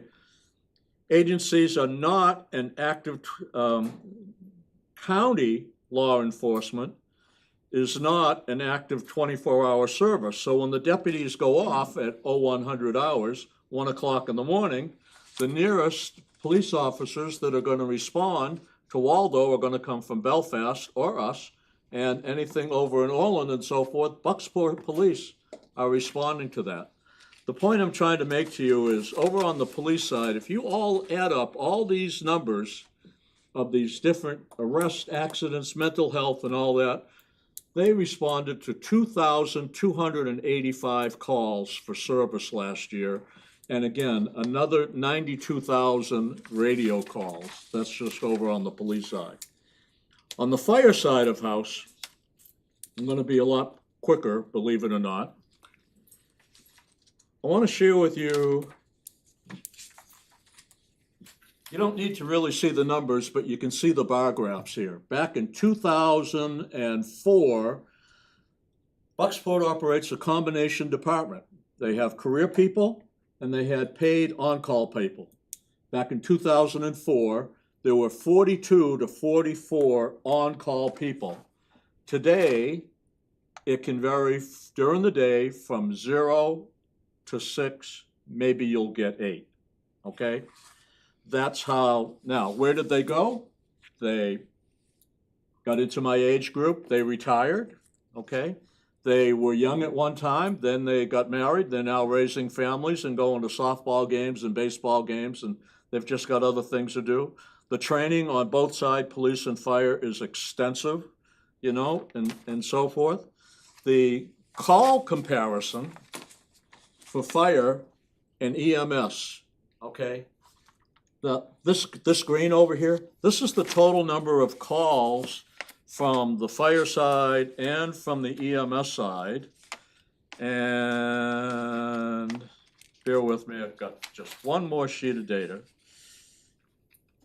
Back in 2004, there were 43 call members. In 2008, it dropped to 35. In 2011, drops to 30. In 2012, 25. In 2014, the fire department did a total of 981 calls and had 20 call members. Today, in 2024, over 2,039 calls by our fire department, okay? And again, the call department is down to 0 to 6 on any given day. So the point I'm trying to make here is, we cannot afford, based on the way the numbers have gone up, to lose any of our staff. And we're already, by national standards, on the police side of things, we're down by 1 officer right now as we speak. So, just my humble opinion, but I really think that we need to look at other areas to try and increase revenue. There's only 3 major sources of revenue that come into this town right now. It's going to be property taxes, excise taxes, and revenue off the ambulance, and there are some minor revenues that have to be looked at that come in from Verona and Orland and things like this. So I invite you to please keep all of this stuff in mind. We welcome your ideas, but I don't think that cutting back on services is gonna be the solution. So thank you for listening. Yes, please. My Hold on, name's Karen. Hold on, please come, yep.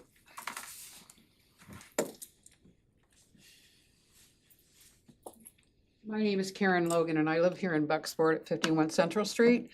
I'm just wondering how many of those calls are from other towns? I'm sorry, hon? You gave some numbers about the calls that we get, Uh-huh. and how many of those calls are from other towns? How many show the calls are what? From other towns. From other towns?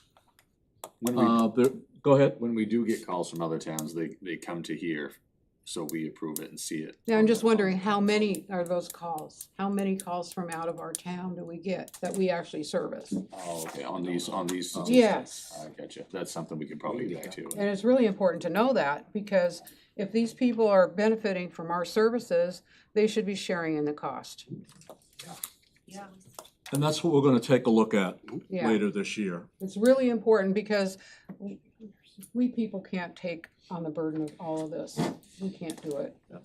And, you know, we still haven't resolved what happened to us, and I think what happened was in, last year, in Augusta, they removed some protections for taxes for people. And so then suddenly all of our taxes went sky high. And so we've got to figure out why that happened, if there's anything we can do to reduce it or reverse it. And I think it's really crazy to just skip over this whole big thing like it never happened. And oh, it's fine.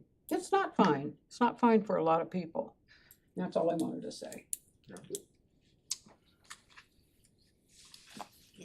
It's me again.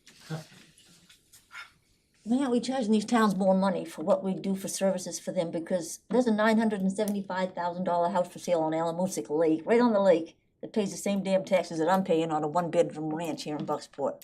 So why aren't we charging them more money so their taxes will go up like ours have? We're gonna address all of that, because we already talked last year about we need to Should be, increase I mean, fees. this is ridiculous.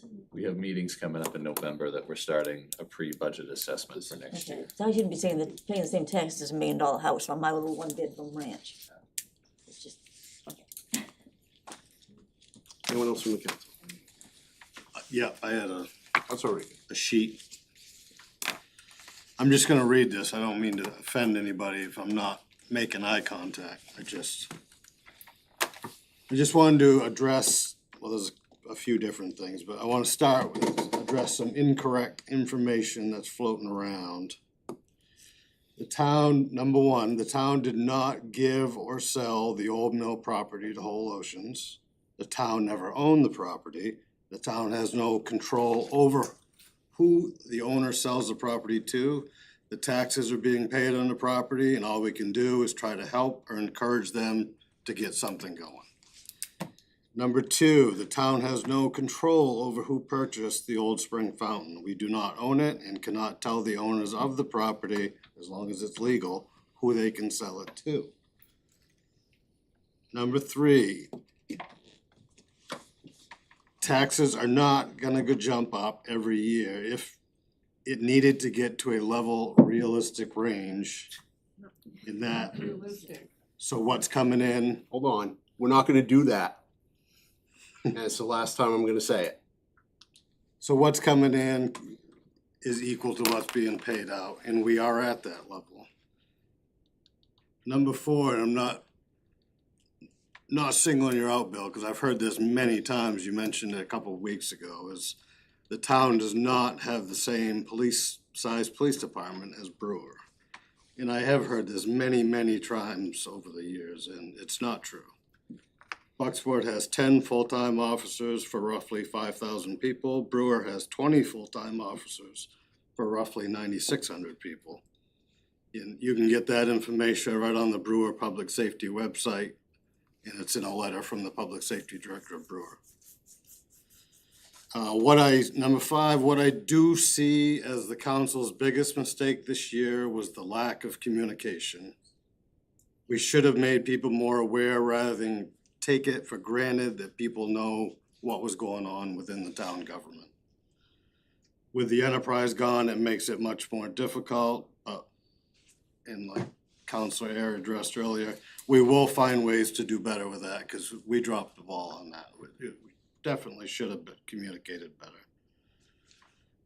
The last bit here is just my opinion. I'm not speaking for anyone on the council, but I have heard several times that with our tax rate, Bucksport is going to become a ghost town, and I disagree with that. The town of Bucksport still has a very good mill rate and is in very good shape for a town in New England with full services. Can we look to change some things and reorganize our finances? Absolutely, yes, we can, and we are. Towns that lost a major taxpayer and just started cutting services have never recovered and may never recover.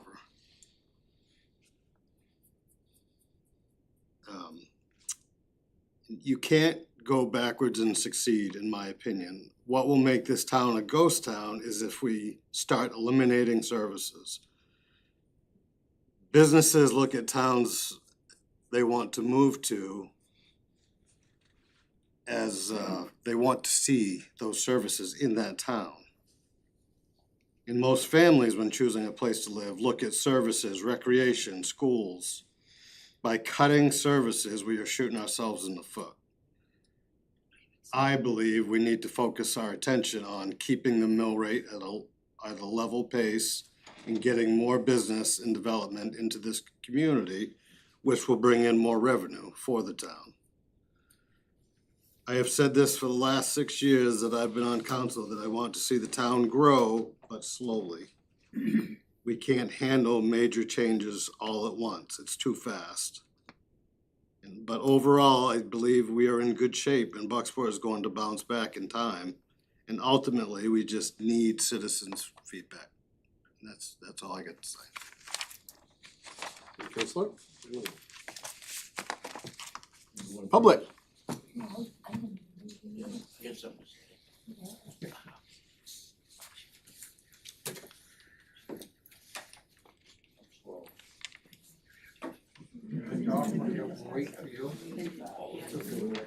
Yeah. Okay, and you looked right at me when you said that. You said you wanted to look at it, anybody. But now I've got something to say. Yeah. Why do you think all these people are here?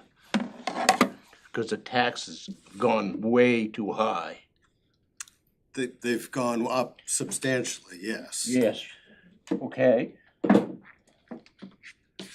My wife told me to tell you this. She's my boss. Town taxes were, put my glasses on.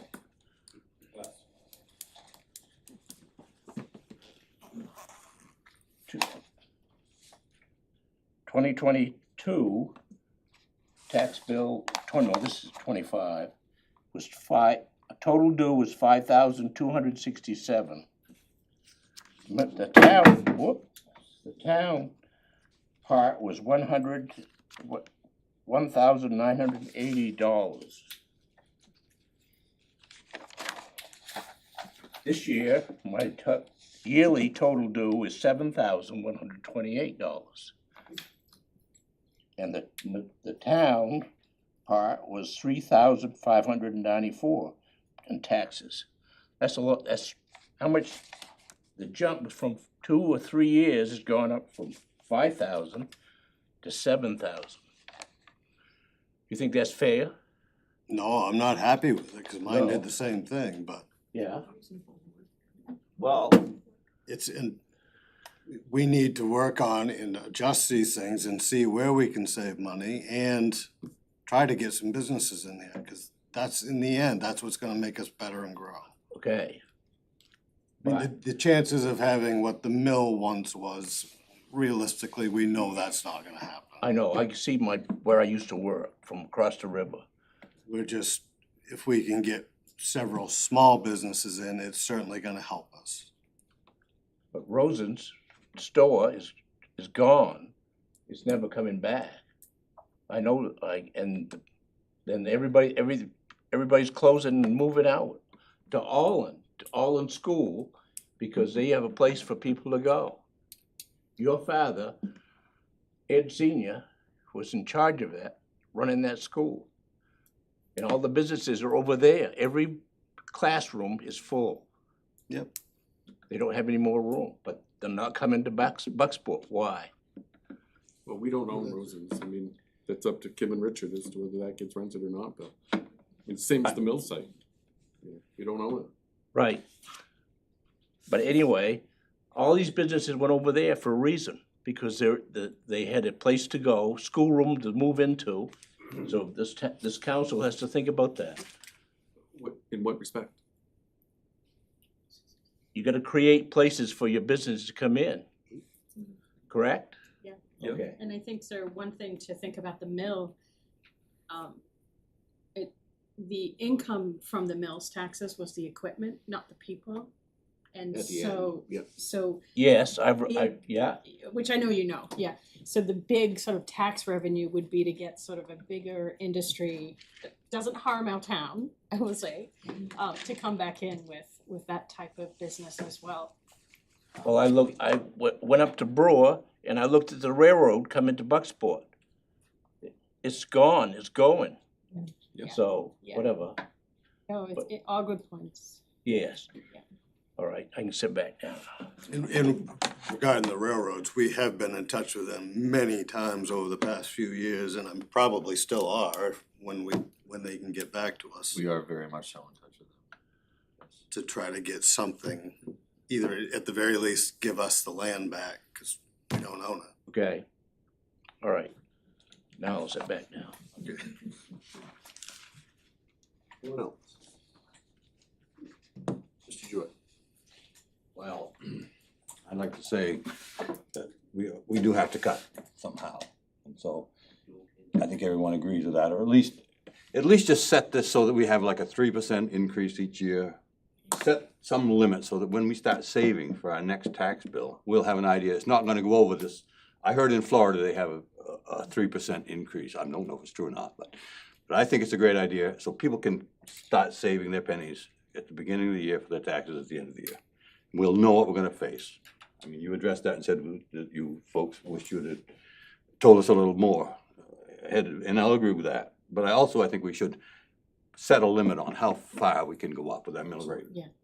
Okay, thank you.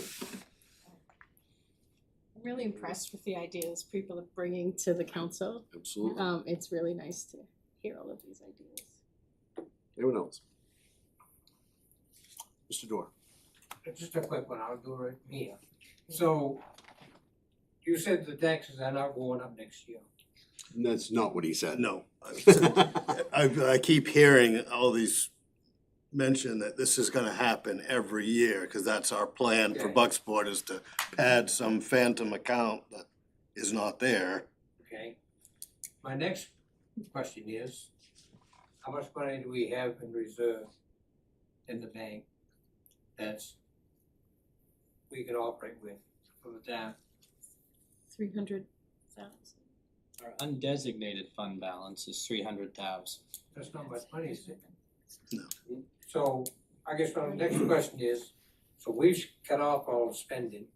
We aren't gonna give any to charities or nothing like that, because we don't have it. Because that's our money you're giving away. And that's also why we're gonna start the budget talks Right. in November rather than come next And I February. don't know who said it, but get rid of that waterfront, sell it. That's a losing battle. The marina. Yeah, the marina. I think your guy that done the audit, I wasn't here, but I watched it. He says it's a waste of money. It's not gonna do anything for you. We just aren't big enough. That also reminds me of people are confused with the town, not you, but people are confused with the town dock and the marina. Right. They're two separate things. The marina's the one that's gated off with a little building. The town dock is is the one that's being completely redone at no cost to the town of Bucksport, Okay. just to clarify that. The marina has a deficit. It doesn't break even. Right. I guess what I'm saying is, before you spend it, look in your wallet. If there's any money there, think about how much you can spend. Yep. And also, if I may, Mr. Now Mayor. teach us how we get back on track. You make a great points. I just wanna also remind ourselves too that the budget that we voted for this year is already a budget that's in effect. And so you will see us sort of like tonight with the Caruso, you will see those items that have been appropriated or committed. But so when we start to talk about the budget process for the next budget year, I'm hoping the room's just as full with these ideas. But that's not a big financial burden for the cruiser, right? Right, exactly. It was exactly. That's something we need it. It's not really tied to me, but I'm not, no, please, You come guys- up. I mean, you saw that school budget before it went up, people vote for it, right? Mhm. Why did you let that vote, people to vote at that high ground level? That's not how that system works. We have no You looked at it control. first? We looked at it, but the RSU is a completely separate entity from the town of Bucksport. And it's been that way since 2010. But never should have gone out and voted for that kind of money, because we're living on social security. Yep. Our taxes went up $1,600 this year. Yours went on 600, only yours went up only 600. Why? Well, I don't know about that, but But I'm, I looked at it, I let's wouldn't go do back to that. the original No, question. I No, looked at hold on. No, Yours I went up I to get to, 100. no. I get to speak. I'm sorry, but this, no, I'm sorry. You had a question and I'm gonna address it. The RSU is a separate and what I mean by that is that the RSU goes through its own budget process and it's approved at two different referendums. Separate, the town of Bucksport does not have a say. Now, when, I mean this council, excuse me. This council does not have a say on the budget, except when we approve the overall budget. We could theoretically vote against the budget. But let me be clear, no, hold on. I'm not done speaking.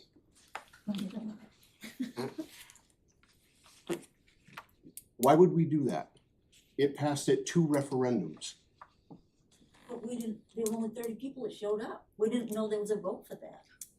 I'm gonna let you think about that for a little while. I didn't know there was a vote for it. You're right, I'm gonna be honest with you. I'm gonna be completely honest with you. I'm gonna let you think about that for a little while. What does that mean? That was almost a $20 million budget that went through two referendums. And you're asking me why this council? No, I'm not asking the council. Okay. Why didn't we know there was a vote on that? I didn't know. But you were mailed the budget. There was a catalog sent to, oh yes, there Everybody's was. There mailed was the a budget. catalog sent to every mailbox in every town in the RSU. It's that catalog right there. And it told us there was gonna be a meeting. to It go over outlined the entire budget, and it outlined every vote that was gonna be taken at that budget. It comes in May, watch for it in May, you'll get that in your mail. And the vote is the second Tuesday in June? And it's that vote that determines whether it goes on to Well, I the, still don't understand why my taxes went up 1,600 and yours went up 600. You have a 3-bedroom house, I have a 1-bedroom house. I live way up in Bucks Mills, 10 miles from town, where I have no services. He said it last week. Oh, We you're have no talking ser- about my property taxes? Yes, I'm talking Oh, about okay, services. all right. He said it last week, the last time he was here. We have no services. She said, yeah, we have services. Well, you know what? I waited for an ambulance for 45 minutes one time when I had a brain hemorrhage. Okay. Okay, so when he had a heart attack, I took him to the hospital because I couldn't wait for him for the ambulance. So don't tell me you have services out there. There's 2 houses burned down just north of my house, right flat for the fire department up there. We don't have services. So why are our taxes higher than people's in town? You made the choice to live that far out of town, it's just. Well, yeah, but you know what? I have to pay more for my insurance because I live out there. So But that that's your choice. shouldn't that be brought into effect when it comes to the taxes? That doesn't matter with taxes, that's no. Why should that? I think, may I ask you a question, ma'am? I think that, like, I've heard a couple of times to sort of switched to Hancock County Dispatch and other things, and I feel like that I guess I can't clear up my thought. It would take longer for an ambulance to get to us if we went to Hancock County, because like the newspaper, we're at the edge of Hancock and we're at the edge of Waldo. But if you call 911, they're gonna get an ambulance. I mean, that's edge of closest to your Penobscot, house. sorry, and the edge of Waldo, right? And so it's sort of like to what Councilor Rankin says, that would be going backwards, making it longer for a response call. I wouldn't wait for the but ambulance anyway, where I live, but I'm just saying. And can I just address one other thing too about, I thought about your question, like, why do we put things through to referendum that are, like, we put the PPI piece to referendum, and I've really chewed on that since you all spoke last time, and here's why I would put it to referendum, here's why I put the school budget to referendum. I don't believe I can speak for the whole populace of Bucksport. And the only way for that big an item to get discussed and is, in my opinion, to take it to the voters. Because there are just as many people who would want the school budget to pass. Apparently it passed, right, at 2 referendums. So for us to sort of hoard those decisions among 7 of us just didn't feel quite right, wouldn't feel right to me. I would feel really uncomfortable making a decision on the school budget and the PPI initiative, which was driven by citizens tabled at events. It would not feel right to me, and I'm just one counselor speaking, but to not push something like that to the town citizens to have an opinion or a vote on.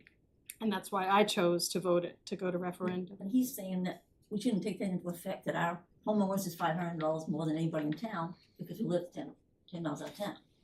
Why isn't that taken into effect in Constable? There's no way to do that with a That's, tax burden. that's not how, the state of Maine allows us to charge property taxes based on one thing, valuation of property. Okay, I have a 1-bedroom house. You have a Okay. 3-bedroom house. Why are my taxes $5,400 and yours only $2,600? How much land do you have? You have a garage. I mean, there's a bunch of factors, Debbie. Yeah, that can- I haven't looked at your tax bill. I I mean, just don't understand why the people in town don't pay what we pay up there in Bucksport. I think there are plenty of people in town that would disagree. I think you've made I'm gonna be honest with you, I think you've made some broad statements that really just don't hold water. I've gotta be honest with you. Okay.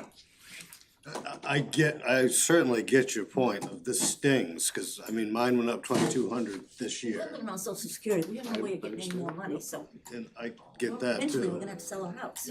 And that's not right. Folks, we're gonna reel this in. Mr. Orchid, You let me get up here? Yep. I raised a question about, he doesn't live, the town manager, Jacob Grand, does not live in town of Bucksport. That's right. And I also found out he only paid $2,000 a year in taxes. But he wouldn't give me an answer the last time I was here.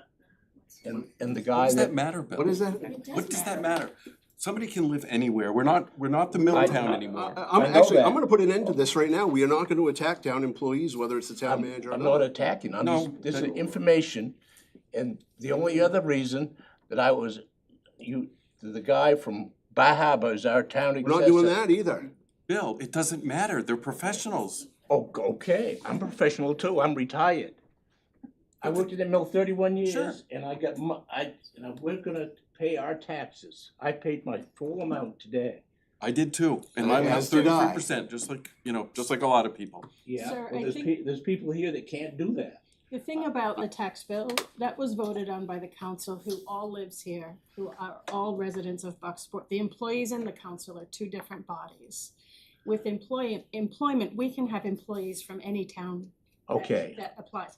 The town council has to live in Bucksport, and we are the ones. Jacob did not vote on the budget, nor did his team or staff. Our finance director. They act on a directive from their supervisor, who acts on a directive from us to put together a budget with all department heads. We ultimately vote on that, so your tax bill is being voted on by people who also live in this town, and I just want you to know that distinction, if that's helpful. Whatever. But I've had my say, we're trying to get the point across. David Keene, I called David Keene, he was on this council, and he told me that you people wouldn't care, you wouldn't do anything about it. That's enough. I'm not gonna listen Okay. anymore. Thanks, I'm Bill. not gonna sit you. All right. Yep, we're done. Yep. Okay. You're all set. Thank you, Mr. Orchid. Move on to committee assignment. Yep. Next item on the agenda is committee assignments and scheduling. Yeah, one more. Oh, we have Oh, a fellow over here. Sorry. Just have a quick question. After the tax bill came out, I contacted the tax assessor, Yes. trying not to complain about it. It's gone up 110% in 3 years. And I'm still working, so I can handle it. It's okay at this point, but just wanted to find out what the justifications were, and if there's anything I can do to help alleviate some of that burden. And I asked him, can I have an actual appraisal done? And he responded back that it looked like it's at fair market value, and he sent me a link to Zillow. I built my house in 2017, it's never been for sale, so I don't know how Zillow even has any accurate information on what my property actually is. Is there any obligation of the tax assessor to do a physical assessment of the property?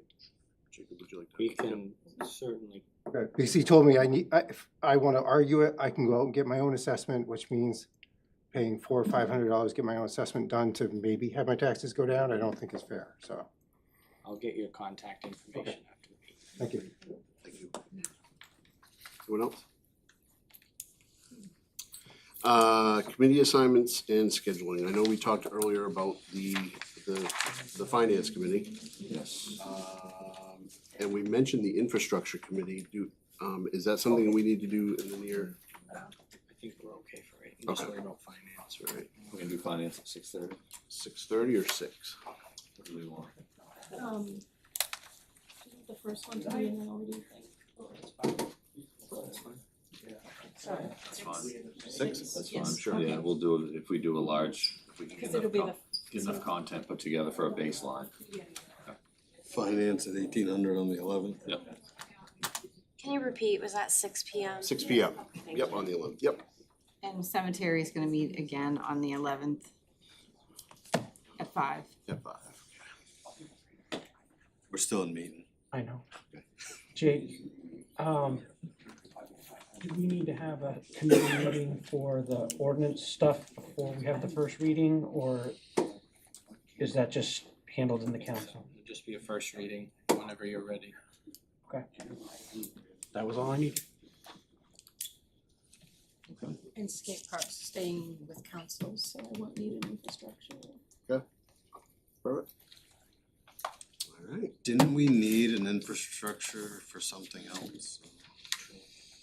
Transfer station stuff, eventually. Yeah. I think- Not yet. Yeah, that was my question. Yep.